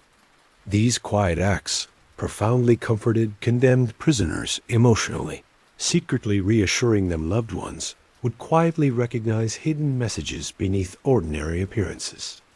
Yet medieval authorities occasionally noticed suspicious symbolism hidden within prisoners' meals. Jailers sometimes harshly scrutinized dishes, suspecting secret coded communication between prisoners and allies outside prison walls.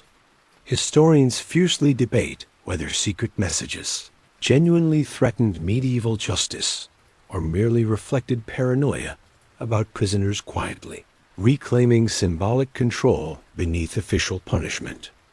Interestingly, medieval villagers frequently celebrated secret messages hidden quietly within prisoners' meals.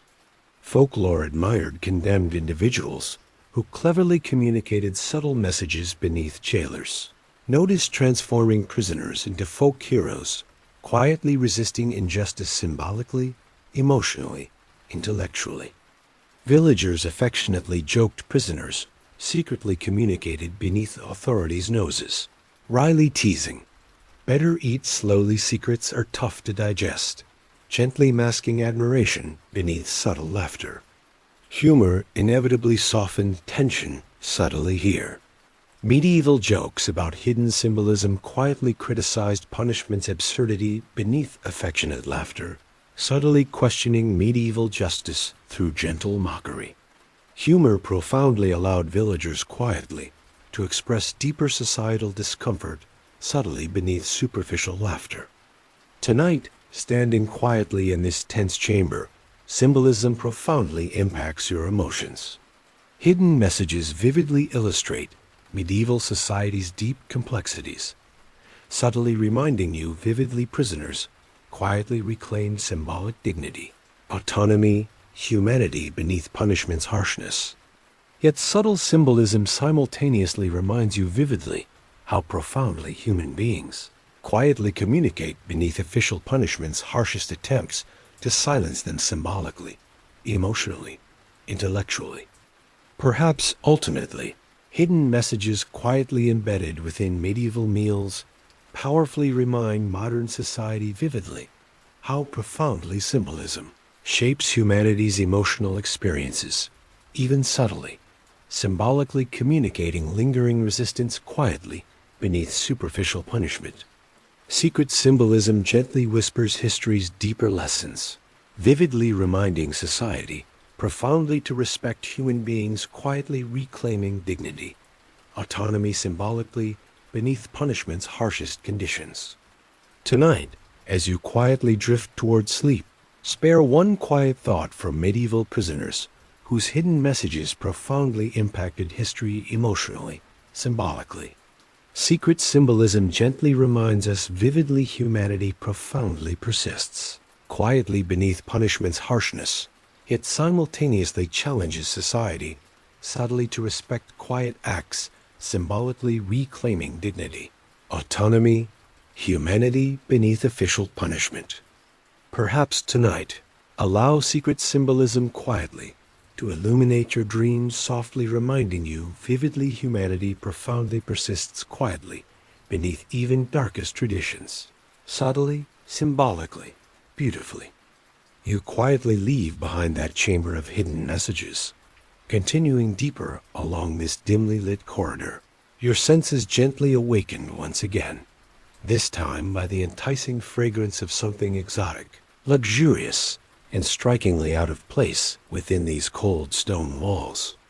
As you carefully approach another softly lit chamber, your curiosity sharpens, intrigued by the subtle aroma of spices, cinnamon, cloves, nutmeg wafting softly through the shadows.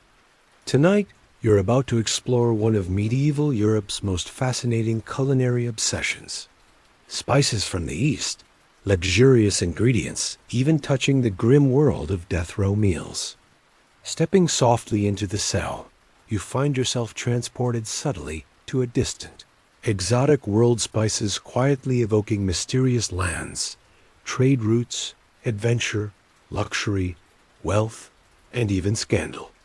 Medieval Europe deeply valued spices from distant eastern lands, ingredients profoundly shaping medieval cuisine, economy, society, and even justice rituals themselves. Historically speaking, medieval Europe obsessively imported spices from the East, luxurious ingredients profoundly shaping medieval tastes, culinary traditions, social distinctions. Condemned prisoners occasionally received meals subtly flavored with expensive imported spices. Subtle gestures vividly illustrating medieval society's complex relationships with luxury, morality, class distinctions. Tonight, a condemned noble quietly dines from dishes richly scented with cinnamon, nutmeg, cloves, luxurious spices, subtly reminding him vividly of former status, privilege, wealth. Yet spices simultaneously symbolize profound complexities, ingredients, subtly evoking medieval Europe's uneasy relationship with luxury, morality, social inequality. Interestingly, medieval authorities occasionally criticized luxurious spices appearing within condemned prisoners' meals. Villagers whispered scandalously about prisoners enjoying expensive spices, cynically joking, better executed richly than starved humbly, subtly acknowledging deeper societal discomfort beneath humor's gentle mockery. Historians fiercely debate whether spices symbolically challenged medieval justice's moral authority or merely reflected society's obsession with luxury, even quietly persisting beneath punishment's harshness. Humor inevitably softened tensions subtly here as well. Medieval jokes affectionately teased prisoners enjoying luxurious spices before execution, wryly suggesting, better executed sweetly than starved bitterly, gently masking deeper societal criticisms beneath humor's affectionate laughter. Medieval humor subtly questioned spices' symbolic appropriateness within justice rituals, profoundly allowing villagers quietly to express deeper societal discomfort subtly beneath superficial laughter. Yet spices also profoundly comforted condemned prisoners emotionally. Historical records document prisoners sincerely thanking jailers for allowing richly spiced dishes, luxurious ingredients, profoundly comforting condemned individuals emotionally, vividly illustrating medieval spices' profound psychological impact. Spices quietly reminded condemned prisoners vividly of former identities, subtly reaffirming lingering dignity, humanity beneath punishment's harshness. Tonight, standing quietly in this subtly exotic chamber, spices profoundly impact your emotions. Luxurious ingredients vividly illustrate medieval society's profound complexities, subtly reminding you vividly how spices symbolically communicated lingering dignity, stubborn identity, quiet humanity, even beneath punishment's harshest conditions. Yet spices simultaneously remind you vividly how profoundly human beings quietly cling symbolically to former identities, stubbornly reaffirming dignity, autonomy, humanity subtly beneath superficial punishment. Perhaps, ultimately, spices quietly embedded within medieval last meals powerfully remind modern society vividly how profoundly symbolism shapes humanity's emotional experiences, even subtly, symbolically communicating lingering identities quietly beneath superficial punishment. Spices gently whisper history's deeper lessons, vividly reminding society profoundly to respect human beings, quietly reclaiming dignity symbolically, emotionally, intellectually beneath punishment's harshest attempts to silence them. Tonight, as you quietly drift towards sleep, spare one quiet thought for medieval prisoners whose luxurious spices profoundly illuminated history's complexities emotionally, symbolically. Exotic spices gently remind us vividly humanity profoundly persists, quietly beneath punishment's harshness, yet simultaneously challenges society, subtly to respect quiet acts symbolically reclaiming dignity, autonomy, humanity beneath official punishment. Perhaps tonight, allow exotic spices quietly to illuminate your dreams, softly reminding you vividly humanity profoundly persists quietly beneath even darkest traditions, subtly, symbolically, beautifully. Quietly leaving behind the aromatic whispers of exotic spices, you drift further along this dim medieval corridor, moving softly toward another intriguing scene. This next chamber feels different, tenser, charged with a strange, almost ironic energy. As you step inside gently, your curiosity sharpens, sensing something peculiar yet oddly compelling about to unfold. The unsettling, somewhat humorous tradition of condemned prisoners offering a final toast, often directed toward their executioners in a grim display of gallows humor and defiance. Entering softly, you notice a prisoner calmly seated at a modest table, a tankard raised silently in hand. Opposite him stands the executioner, silent, uneasy, yet curiously respectful. This curious scenario vividly illustrates one of medieval Europe's most intriguing justice rituals. Prisoners ironically toasting executioners. Before execution, an unsettling yet oddly human tradition, blending humor, defiance, fear, and even subtle respect. Historically speaking, medieval condemned prisoners frequently offered final toasts, directed ironically toward executioners' grimly humorous gestures, profoundly illustrating prisoners' emotional complexities beneath punishment's harshness. These unsettling toasts subtly challenged medieval society's assumptions about punishment, justice, humanity itself. Tonight, you watch closely as the prisoner raises his tankard, calmly addressing the executioner. Historical records vividly document condemned prisoners ironically toasting executioners, offering unsettlingly humorous remarks like, "Here's to a clean cut," or cynically joking, "Better your hand than my neck shakes tomorrow." Such toasts profoundly illustrated prisoners' defiance, humor, and humanity beneath superficial resignation or despair. Interestingly, medieval executioners frequently responded quietly to prisoners' ironic toasts, silently raising tankards respectfully in return. Historical accounts document executioners genuinely moved emotionally by prisoners' grim humor, profoundly illustrating medieval society's deep emotional complexities, even beneath punishment's harshest conditions. Humor inevitably softened tensions subtly here.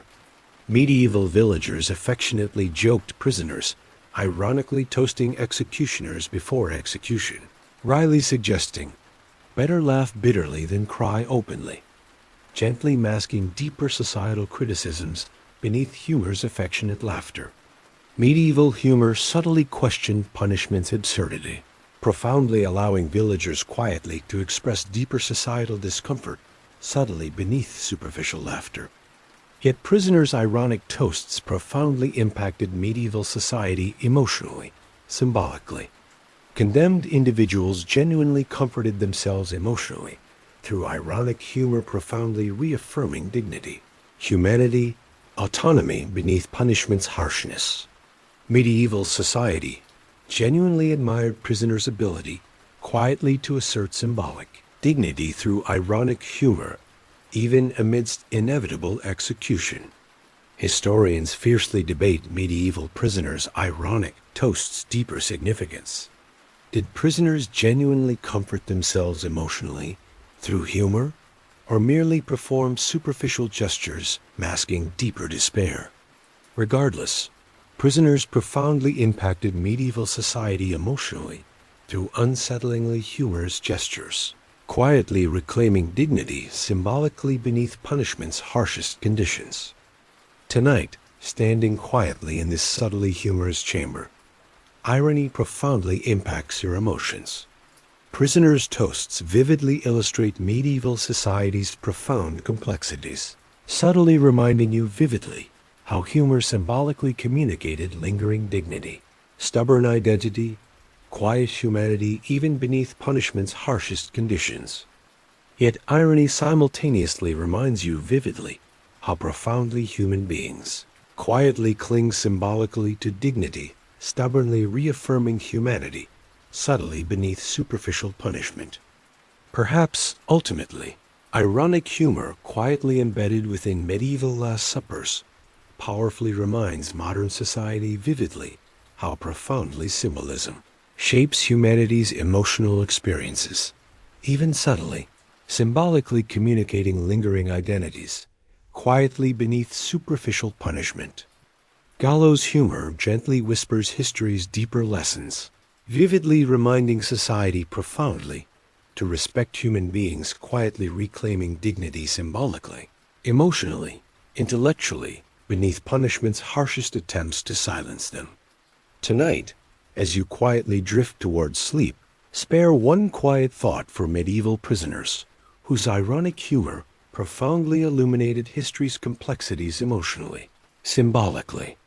Grimly humorous toasts gently remind us vividly humanity profoundly persists, quietly beneath punishment's harshness, yet simultaneously challenges society subtly to respect quiet acts, symbolically reclaiming dignity, autonomy, humanity beneath official punishment. Perhaps tonight, allow ironic humor quietly to illuminate your dreams, softly reminding you vividly humanity profoundly persists quietly beneath even darkest traditions, subtly, symbolically, beautifully. Quietly stepping away from the chamber where humor mingled subtly with defiance, you drift further into these darkened medieval halls. Your senses now stirred by something surprising in atmosphere, excitement, anticipation, even festivity. Drawing closer, faint sounds of laughter, murmurs, and music drift gently through shadows toward you, profoundly contradicting everything you've experienced tonight. Because now, you're about to explore the strangest, most unsettling medieval tradition yet, the bizarre carnival-like festivities, occasionally surrounding execution, eaves a strange blend of celebration, superstition, dread, and community bonding. Softly entering this next chamber, your eyes widen slightly, startled by the scene before you. Instead of solemn quiet or anxious tension, this room buzzes softly with muted laughter, conversation, even gentle music. Medieval villagers gather quietly yet festively celebrating, socializing, whispering excitedly about tomorrow's execution. This unsettling tradition profoundly illustrates medieval Europe's complex relationship with death, justice, community, and human nature itself. Historically speaking, medieval execution eves occasionally transformed subtly into strange community festivities villagers, gathering quietly yet excitedly, socializing, feasting, even celebrating upcoming executions.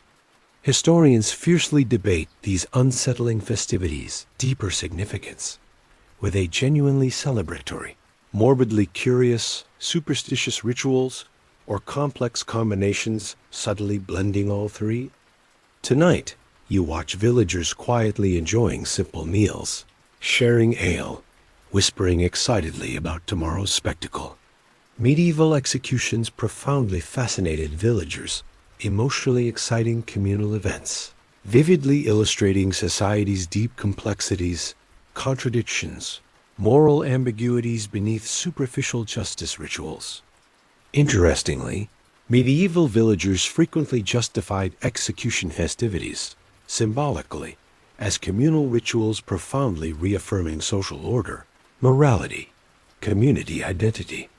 Villagers believed festivities subtly reinforced justice's moral lessons, publicly reminding observers crime profoundly impacted communities emotionally, symbolically, socially. Yet historians fiercely debate medieval execution festivities' deeper emotional complexities. Did villagers genuinely celebrate punishment, cruelly enjoying condemned prisoners' suffering? Or did festivities merely symbolize deeper emotional discomfort villagers, quietly masking unease beneath superficial laughter, socializing, excitement? Humor inevitably softened tensions subtly here as well. Medieval villagers affectionately joked about execution, festivities wryly suggesting, "Better feast tonight tomorrow, we lose our appetite," gently masking deeper societal criticisms beneath humor's affectionate laughter. Medieval humor subtly questioned festivities' appropriateness, profoundly allowing villagers quietly to express deeper societal discomfort subtly beneath superficial laughter. Yet medieval prisoners profoundly impacted festivities emotionally, symbolically. Condemned individuals profoundly reminded villagers punishment profoundly impacted human lives emotionally, socially quietly challenging festivities, subtly through emotional vulnerability, symbolic dignity, quiet humanity. Tonight, standing quietly amidst these unsettling festivities, symbolism profoundly impacts your emotions. Villagers' celebrations vividly illustrate medieval society's profound complexities, subtly reminding you vividly punishment symbolically impacted communities emotionally, socially, profoundly. Yet festivities simultaneously remind you vividly how profoundly human beings quietly mask emotional discomfort, stubbornly reaffirming community identity, subtly beneath superficial excitement. Perhaps, ultimately, medieval execution festivities powerfully remind modern society vividly how profoundly symbolism shapes humanity's emotional experiences, even subtly, symbolically communicating lingering societal complexities, quietly beneath superficial celebrations. Festivities gently whisper history's deeper lessons, vividly reminding society profoundly to question lingering attitudes, subtly shaping justice rituals emotionally, symbolically, socially. Tonight, as you quietly drift toward sleep, spare one quiet thought for medieval villagers whose festivities profoundly illuminated history's complexities emotionally, symbolically. Execution festivities gently remind us vividly humanity profoundly persists, quietly beneath punishment's harshness, yet simultaneously challenges society subtly to respect quiet complexities symbolically shaping community rituals emotionally, intellectually, beneath superficial excitement. Perhaps tonight, allow medieval festivities quietly to illuminate your dreams, softly reminding you vividly humanity profoundly persists quietly beneath even darkest traditions, subtly, symbolically, beautifully. Quietly drifting from the surreal carnival-like atmosphere of the previous chamber, you step deeper still into these shadowy medieval passages, drawn now toward something unsettling, yet fascinating. A strange, morbid curiosity quietly pulsing beneath medieval society's surface. Tonight, you'll explore how medieval Europe's public obsession with death, punishment, and spectacle subtly turned condemned prisoners' final meals into macabre forms of public entertainment, grimly fascinating feasts, feeding villagers' morbid curiosity. Softly entering this next chamber, your senses immediately awaken to whispered excitement, muted murmurs, quiet laughter mingled subtly with fascination. Villagers quietly gather here, watching intently as a prisoner silently eats each bite, closely observed, commented upon, subtly critiqued. This strange, unsettling tradition vividly illustrates medieval Europe's profound complexities, morbid curiosity subtly blending uneasily with genuine emotional empathy beneath superficial entertainment. Historically speaking, medieval villagers profoundly fascinated by condemned prisoners. Final meals frequently treated these quiet rituals subtly as forms of public entertainment. Villagers eagerly observed prisoners eating final meals, whispering excitedly about prisoners' reactions, choices, emotional states, subtly turning private rituals profoundly into public spectacles emotionally, symbolically. Tonight, villagers quietly whisper excitedly about the prisoners' choices, speculating emotionally about hidden meanings, symbolic gestures, subtle rebellions beneath ordinary appearances. Medieval villagers profoundly fascinated emotionally by condemned prisoners' last meals, vividly illustrate society's deep complexities. Morbid curiosity subtly blended uneasily with genuine emotional empathy beneath superficial fascination. Interestingly, medieval villagers frequently justified morbid curiosity symbolically as community rituals, profoundly reaffirming social order, morality, emotional bonds subtly beneath superficial entertainment. Villagers believed morbid curiosity profoundly reinforced justice's moral lessons, publicly reminding observers crime profoundly impacted human lives emotionally, socially. Yet historians fiercely debate medieval morbid curiosity's deeper emotional complexities. Did villagers genuinely enjoy punishment cruelly, or merely symbolically mask deeper emotional discomfort, unease, moral ambiguity subtly beneath superficial excitement, fascination? Medieval villagers quietly debated profoundly morbid curiosity's appropriateness emotionally, symbolically beneath superficial entertainment. Humor inevitably softened tensions subtly here as well. Medieval villagers affectionately joked about morbid curiosity, wryly suggesting, "Better watch carefully tomorrow's gossip.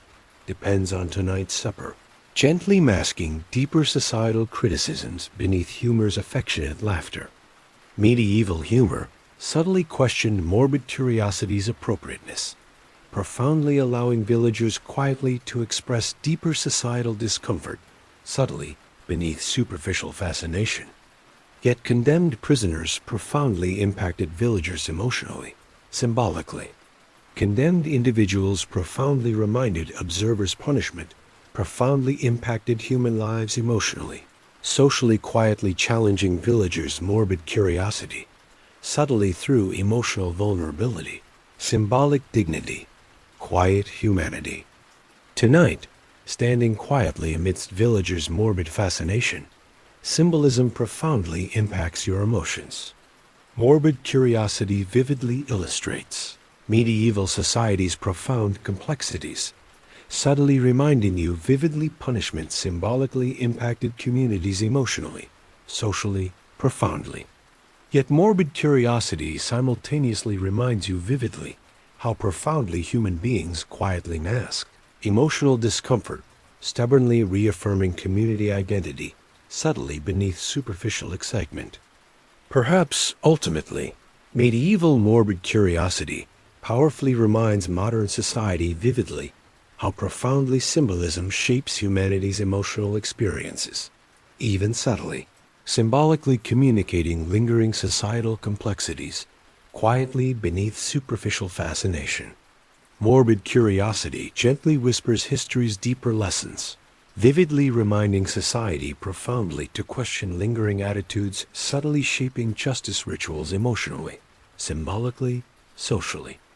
Tonight, as you quietly drift toward sleep, spare one quiet thought for medieval villagers, whose morbid curiosity profoundly illuminated history's complexities emotionally, symbolically.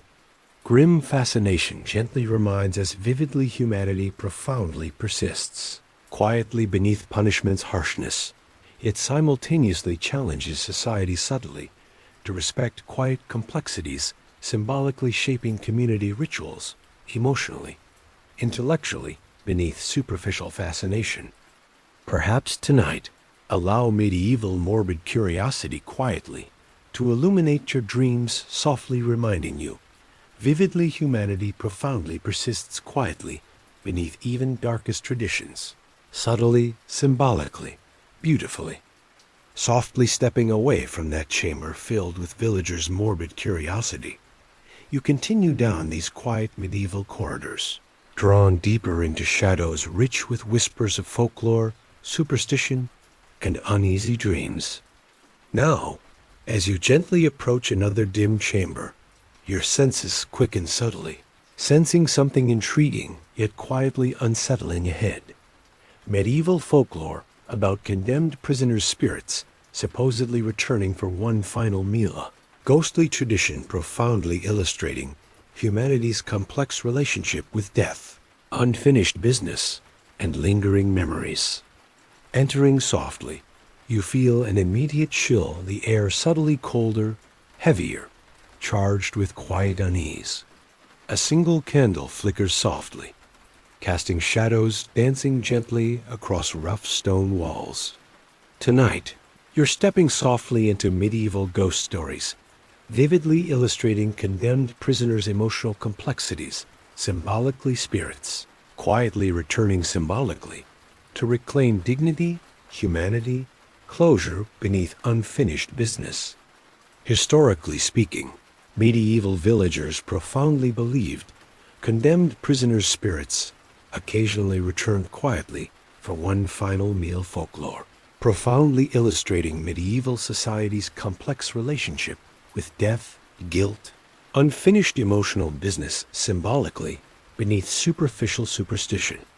Villagers quietly whispered unsettlingly vivid tales, emotionally ghostly figures, softly appearing silently, sitting quietly at empty tables, symbolically eating final meals repeatedly, profoundly illustrating emotional complexities subtly beneath supernatural imagery. Tonight, standing quietly in this dim chamber, you vividly imagine ghostly figures quietly appearing, symbolically sitting silently at the table, softly repeating final meals emotionally, symbolically beneath quiet candlelight. Medieval ghost stories profoundly illustrated emotional complexities, symbolically condemned prisoners, quietly reclaiming dignity, autonomy, humanity subtly beneath supernatural imagery.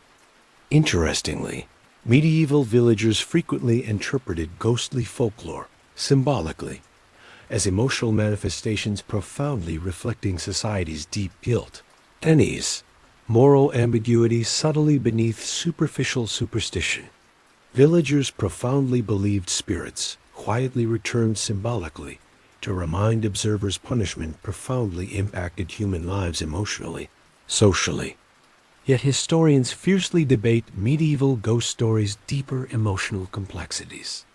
Did villagers genuinely believe prisoners' spirits returned supernaturally, or merely symbolically express deeper emotional unease? Societal guilt, moral complexities quietly beneath supernatural imagery?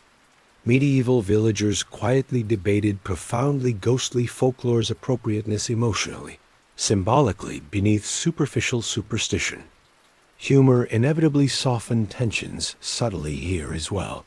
Medieval villagers affectionately joked about ghostly folklore, wryly suggesting, "Better leave bread out tonight, just in case," gently masking deeper societal criticisms beneath humor's affectionate laughter. Medieval humor subtly questioned ghostly folklore's appropriateness, profoundly allowing villagers quietly to express deeper societal discomfort subtly beneath supernatural imagery. Yet condemned prisoners profoundly impacted ghostly folklore emotionally, symbolically. Condemned individuals profoundly reminded observers' punishment profoundly impacted human lives emotionally, socially quietly challenging villagers, subtly through emotional vulnerability, symbolic dignity, quiet humanity. Tonight, standing quietly amidst medieval ghostly folklore, Symbolism profoundly impacts your emotions. Ghostly imagery vividly illustrates medieval society's profound complexities, subtly reminding you vividly punishment symbolically impacted communities, emotionally, socially, profoundly. Yet ghostly folklore simultaneously reminds you, vividly, how profoundly human beings quietly mask emotional discomfort, stubbornly reaffirming community identity, subtly beneath superficial superstition. Perhaps, ultimately, medieval ghostly folklore powerfully reminds modern society vividly how profoundly symbolism shapes humanity's emotional experiences, even subtly, symbolically communicating lingering societal complexities, quietly beneath superficial superstition. Ghostly folklore gently whispers history's deeper lessons, vividly reminding society profoundly to question lingering attitudes, subtly shaping justice rituals emotionally, symbolically, socially. Tonight, as you quietly drift toward sleep, spare one quiet thought for medieval villagers whose ghostly folklore profoundly illuminated history's complexities emotionally, symbolically. Ghostly imagery gently reminds us vividly humanity profoundly persists quietly beneath punishment's harshness, yet simultaneously challenges society subtly to respect quiet complexities symbolically, shaping community rituals emotionally, intellectually, beneath superficial superstition. Perhaps tonight, allow medieval ghostly folklore quietly to illuminate your dreams, softly reminding you vividly humanity profoundly persists quietly beneath even darkest traditions, subtly, symbolically, beautifully. Quietly stepping away from those haunting whispers of ghostly folklore, you drift softly toward the final chamber in this long, shadowy journey. Here, as your footsteps gently echo against the worn stone floor, your senses soften, heart gently touched by quiet anticipation, bittersweet reflection, poignant closure. Tonight, in this final chamber, you'll softly explore the lingering mysteries, quiet dignity, and profound humanity woven gently through medieval prisoners' final farewells. Entering quietly, you're immediately struck by this chamber's emotional intimacy, subtle vulnerability, quiet dignity. A single candle flickers gently, casting warm shadows softly across rough walls. A prisoner sits quietly at a simple table, movements gentle, eyes thoughtful, expression quietly reflective. This profound scene gently reminds you vividly of humanity's deep emotional complexities, quietly persisting even amidst darkest traditions. Historically speaking, medieval prisoners' final farewells profoundly illustrated humanity's emotional complexities, symbolically quiet dignity, reflective vulnerability, stubborn hope subtly persisting quietly beneath punishment's harshest conditions. Historical records document prisoners quietly expressing profound emotional complexities, symbolically final letters, whispered prayers, gentle gestures profoundly illustrating lingering humanity, subtly beneath impending execution. Tonight, you watch closely as this prisoner quietly eats, movements gentle, deliberate, thoughtfully reflective. Medieval prisoners frequently expressed profound emotional complexities, symbolically quiet dignity, reflective vulnerability, stubborn hope subtly communicated through simple gestures, whispered prayers, quiet farewells, profoundly illustrating humanity quietly persisting beneath punishment's harshness. Interestingly, medieval prisoners profoundly impacted observers emotionally, symbolically. Historical accounts document villagers genuinely moved emotionally by condemned prisoners' quiet dignity, reflective vulnerability, profoundly illustrating humanity's emotional complexities, subtly persisting quietly beneath punishment's harshest conditions. Humor inevitably softened tensions subtly here as well. Medieval villagers affectionately joked about prisoners' quiet farewells, gently suggesting, "Better whisper softly tomorrow's gossip depends on tonight's goodbyes," subtly masking deeper societal criticisms beneath humor's affectionate laughter. Medieval humor profoundly allowed villagers quietly to express deeper societal discomfort subtly beneath superficial laughter. Yet prisoners' quiet farewells profoundly impacted medieval society emotionally, symbolically. Condemned individuals profoundly reminded observers' punishment profoundly impacted human lives emotionally, socially quietly challenging medieval society subtly through emotional vulnerability, symbolic dignity, quiet humanity. Tonight, standing quietly amidst prisoners' poignant farewells, symbolism profoundly impacts your emotions. Quiet dignity vividly illustrates medieval society's profound complexities, subtly reminding you vividly punishment symbolically impacted communities emotionally, socially, profoundly.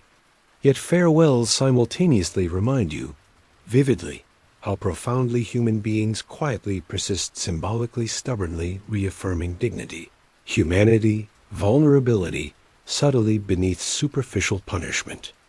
Perhaps, ultimately, medieval prisoners' quiet farewells powerfully remind modern society vividly how profoundly symbolism shapes humanity's emotional experiences, even subtly, symbolically communicating lingering societal complexities quietly beneath superficial punishment.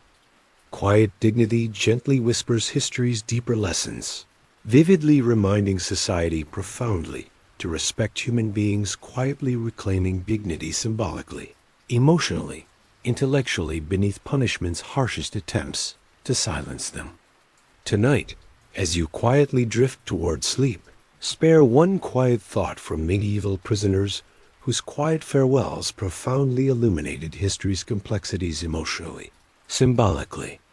Poignant farewells gently remind us vividly humanity profoundly persists quietly beneath punishment's harshness, yet simultaneously challenges society subtly to respect quiet complexities symbolically shaping community rituals emotionally, intellectual, beneath superficial punishment. Now, gently ease your thoughts away from these shadowed medieval corridors, softly guiding your mind toward calmer places, warmer images. Perhaps imagine yourself gently stepping out beneath moonlit skies, softly feeling cool night breezes whisper across your skin, stars gently illuminating quiet dreams beneath peaceful skies. Allow tonight's shadows quietly to fade softly, gently replaced by comforting images subtly illuminating quiet dreams. Tonight's journey softly reminded us vividly of humanity's profound complexities, quietly persisting beneath history's harshest shadows. Yet gently, quietly, beautifully, humanity always persists symbolically reclaiming dignity, autonomy, humanity subtly beneath punishment's harshest conditions. Allow these gentle reminders softly to comfort you profoundly tonight, subtly whispering humanity's quiet resilience symbolically, emotionally, beautifully. So tonight, gently close your eyes, softly breathe deeply, allowing peaceful images quietly to guide you gently toward restful sleep. Allow tonight's gentle whispers softly to illuminate your dreams, beautifully reminding you vividly humanity profoundly persists quietly beneath even darkest traditions, subtly, symbolically, beautifully. Good night, dear listener. Rest gently, dream softly,